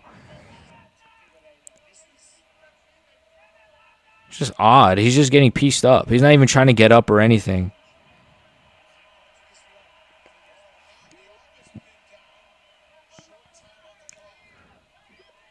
Sandhagen looking at the clock. Try to finish strong, I say. Go for some elbows to the body. Gene Silva is the only person I've ever seen do that. Just elbow. No, I mean, I think I see Yoel Romero do that too. Like some other fighters.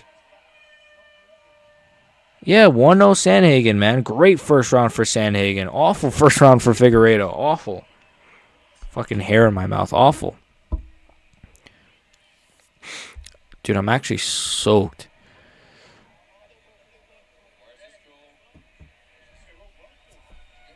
Can't believe Bo Nickal just...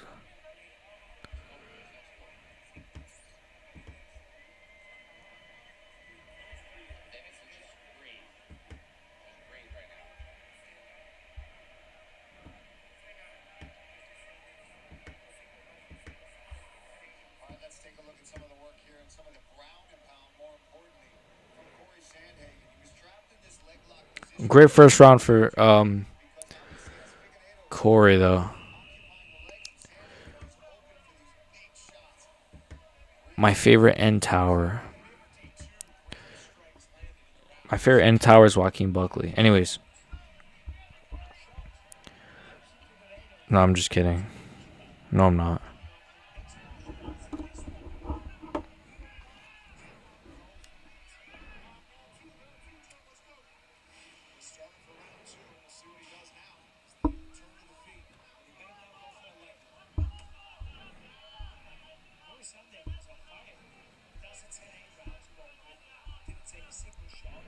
Gonna start doing my thumbnail for the Bo Nickal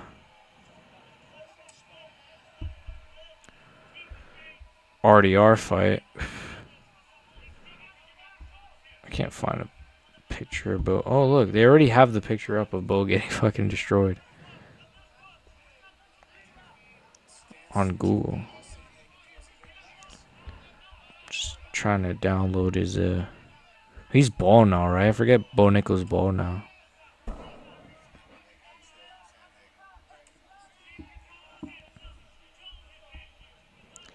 Rainer, the reindeer.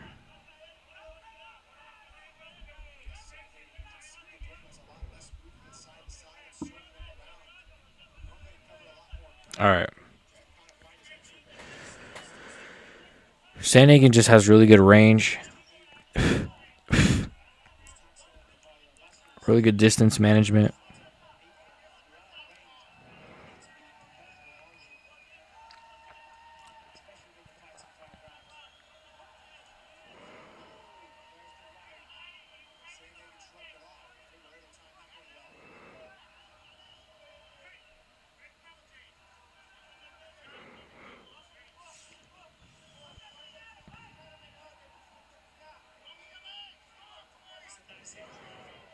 Nice from Figueiredo. Takes Sandhagen down. Figueiredo is using the grappling more than I thought. Sandhagen's got a knee bar. And he uses it to get on top. Really good from Corey Sandhagen. Real good from Corey Sandhagen. Figueiredo pushes him off. Sandhagen, this is kind of what I expected, to be honest. Just a dominant striking performance from him. I don't think he's going to finish Figueiredo, but unfortunately, Figueiredo's got to get... Figueiredo, to his credit, facing Peter Yan and Sandhagen back-to-back, like two just absolute striking demons. I unironically think Figueiredo does better against names like Umar and like Marab. I'm not even kidding. against than like these dynamic strikers like Corey and Peter Yan. I think he actually does better against like grapplers because I think he could shuck them off well. He's got good strength. You put Figgy against like a dynamic striker, dude. Even like Garbrandt was doing okay on the feet against him until he took him down and subbed him. Imagine prime TJ Dillashaw versus Davison Figueiredo.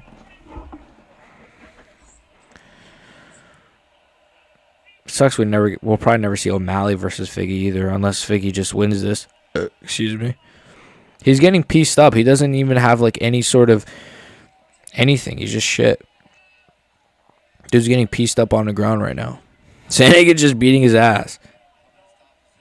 Not even a lot to say here. I got the worst reputation out of town.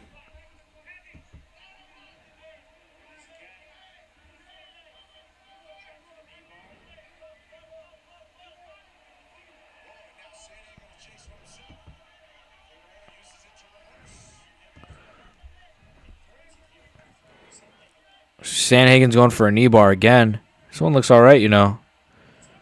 It's not in, though. It's awkward, though. Figgy kind of has the back. Sandhagen gets him out again, man.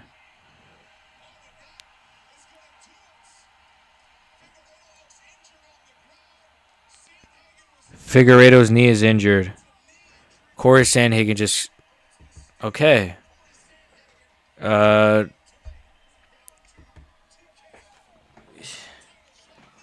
Davison Figueiredo's apparently tore his ACL. Well, that was due to Sandhagen's knee bars. That was definitely due to his knee bars. So like obviously it's not really like a freak accident or anything. Wow, Sandhagen just finished Davison Figueiredo with my whole setup just shook with the knee bar kind of. What the fuck was that? All right.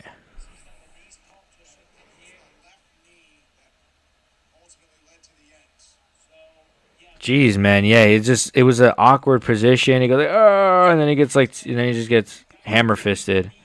Ref calls it, and then Sandhagen looks at the ref like, motherfucker, he's done.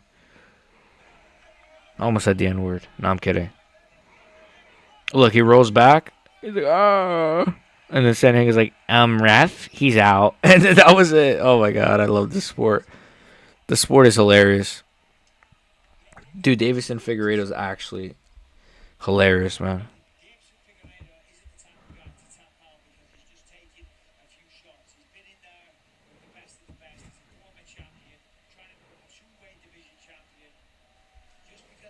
Me, my fucking ACL.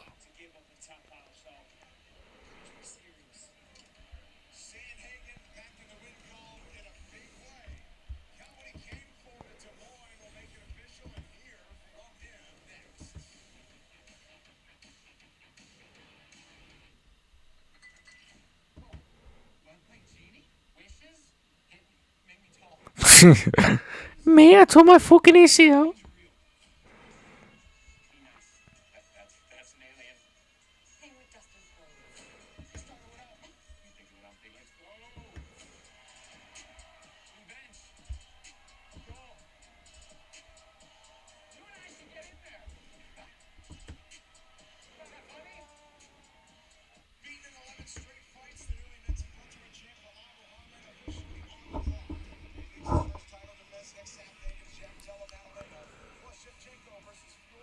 Yeah, Figueiredo just kind of...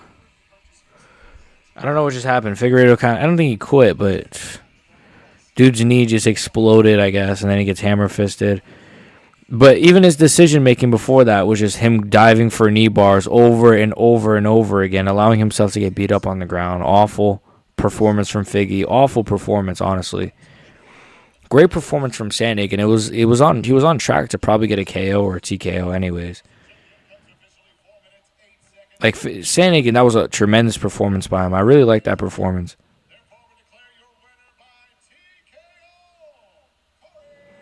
Really good performance. He actually looks like he's like put on a little bit of muscle, too. Am I the only one that thinks that?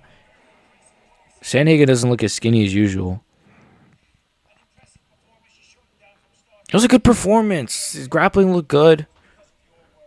Striking looked pretty good. He looked a bit more offensive than usual. He didn't look like the boring Corey Sandhagen that's making reads. He actually tried. Figgy's like faking that he's injured. No, I'm kidding. He's not faking it. I'm kidding. He could be though. Yes or no? Is Figueiredo not the kind of guy that if he would lose a fight, he'd be like, "Oh, my leg. I'm actually injured. That's why I'm losing." So like getting out. No, I'm kidding. I shouldn't say that. Figueiredo's a legend. Let me stop. The leg kicks as well before that. Good leg kicks. The multiple knee bars. Yeah, I mean, he destroyed his knee. Figgy's cooked, man.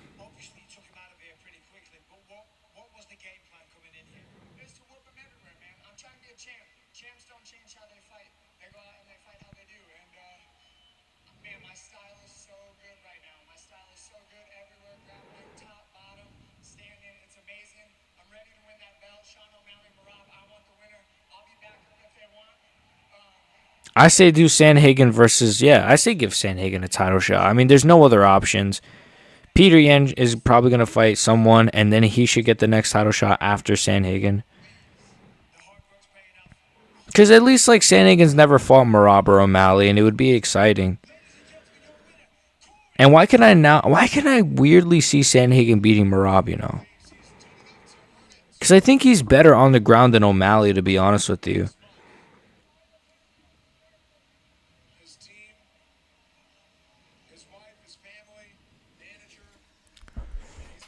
It was a good fight.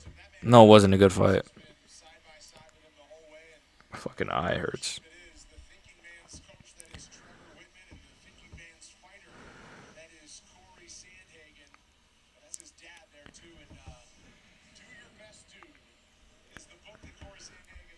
Well, yeah, Corey Sandhagen just won. Overall, oh man, how was the card overall? Kind of shit. I'm going to be honest with you. I've seen worse this year, but like the main event ending the way it just did. And plus, oh my god, are you guys ready? UFC 315, 2 Apex events, then we get UFC 316. We have to sit through 2 Apex events, one of them being a women's MMA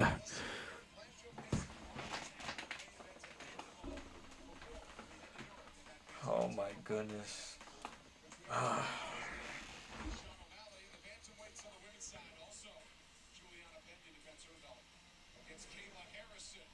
That's it, guys. Overall, the card was mid. I got nothing else to say. I think I'm going to get out of here. I'm going to go record I want to record my reaction to Nickal versus RDR, and then I'll do my full card reaction tomorrow. That'll go up tomorrow. So if you haven't subbed already and you're watching this, please subscribe, like the video, become a member in the description. Thank you guys all for watching, and God bless you all, and God bless America.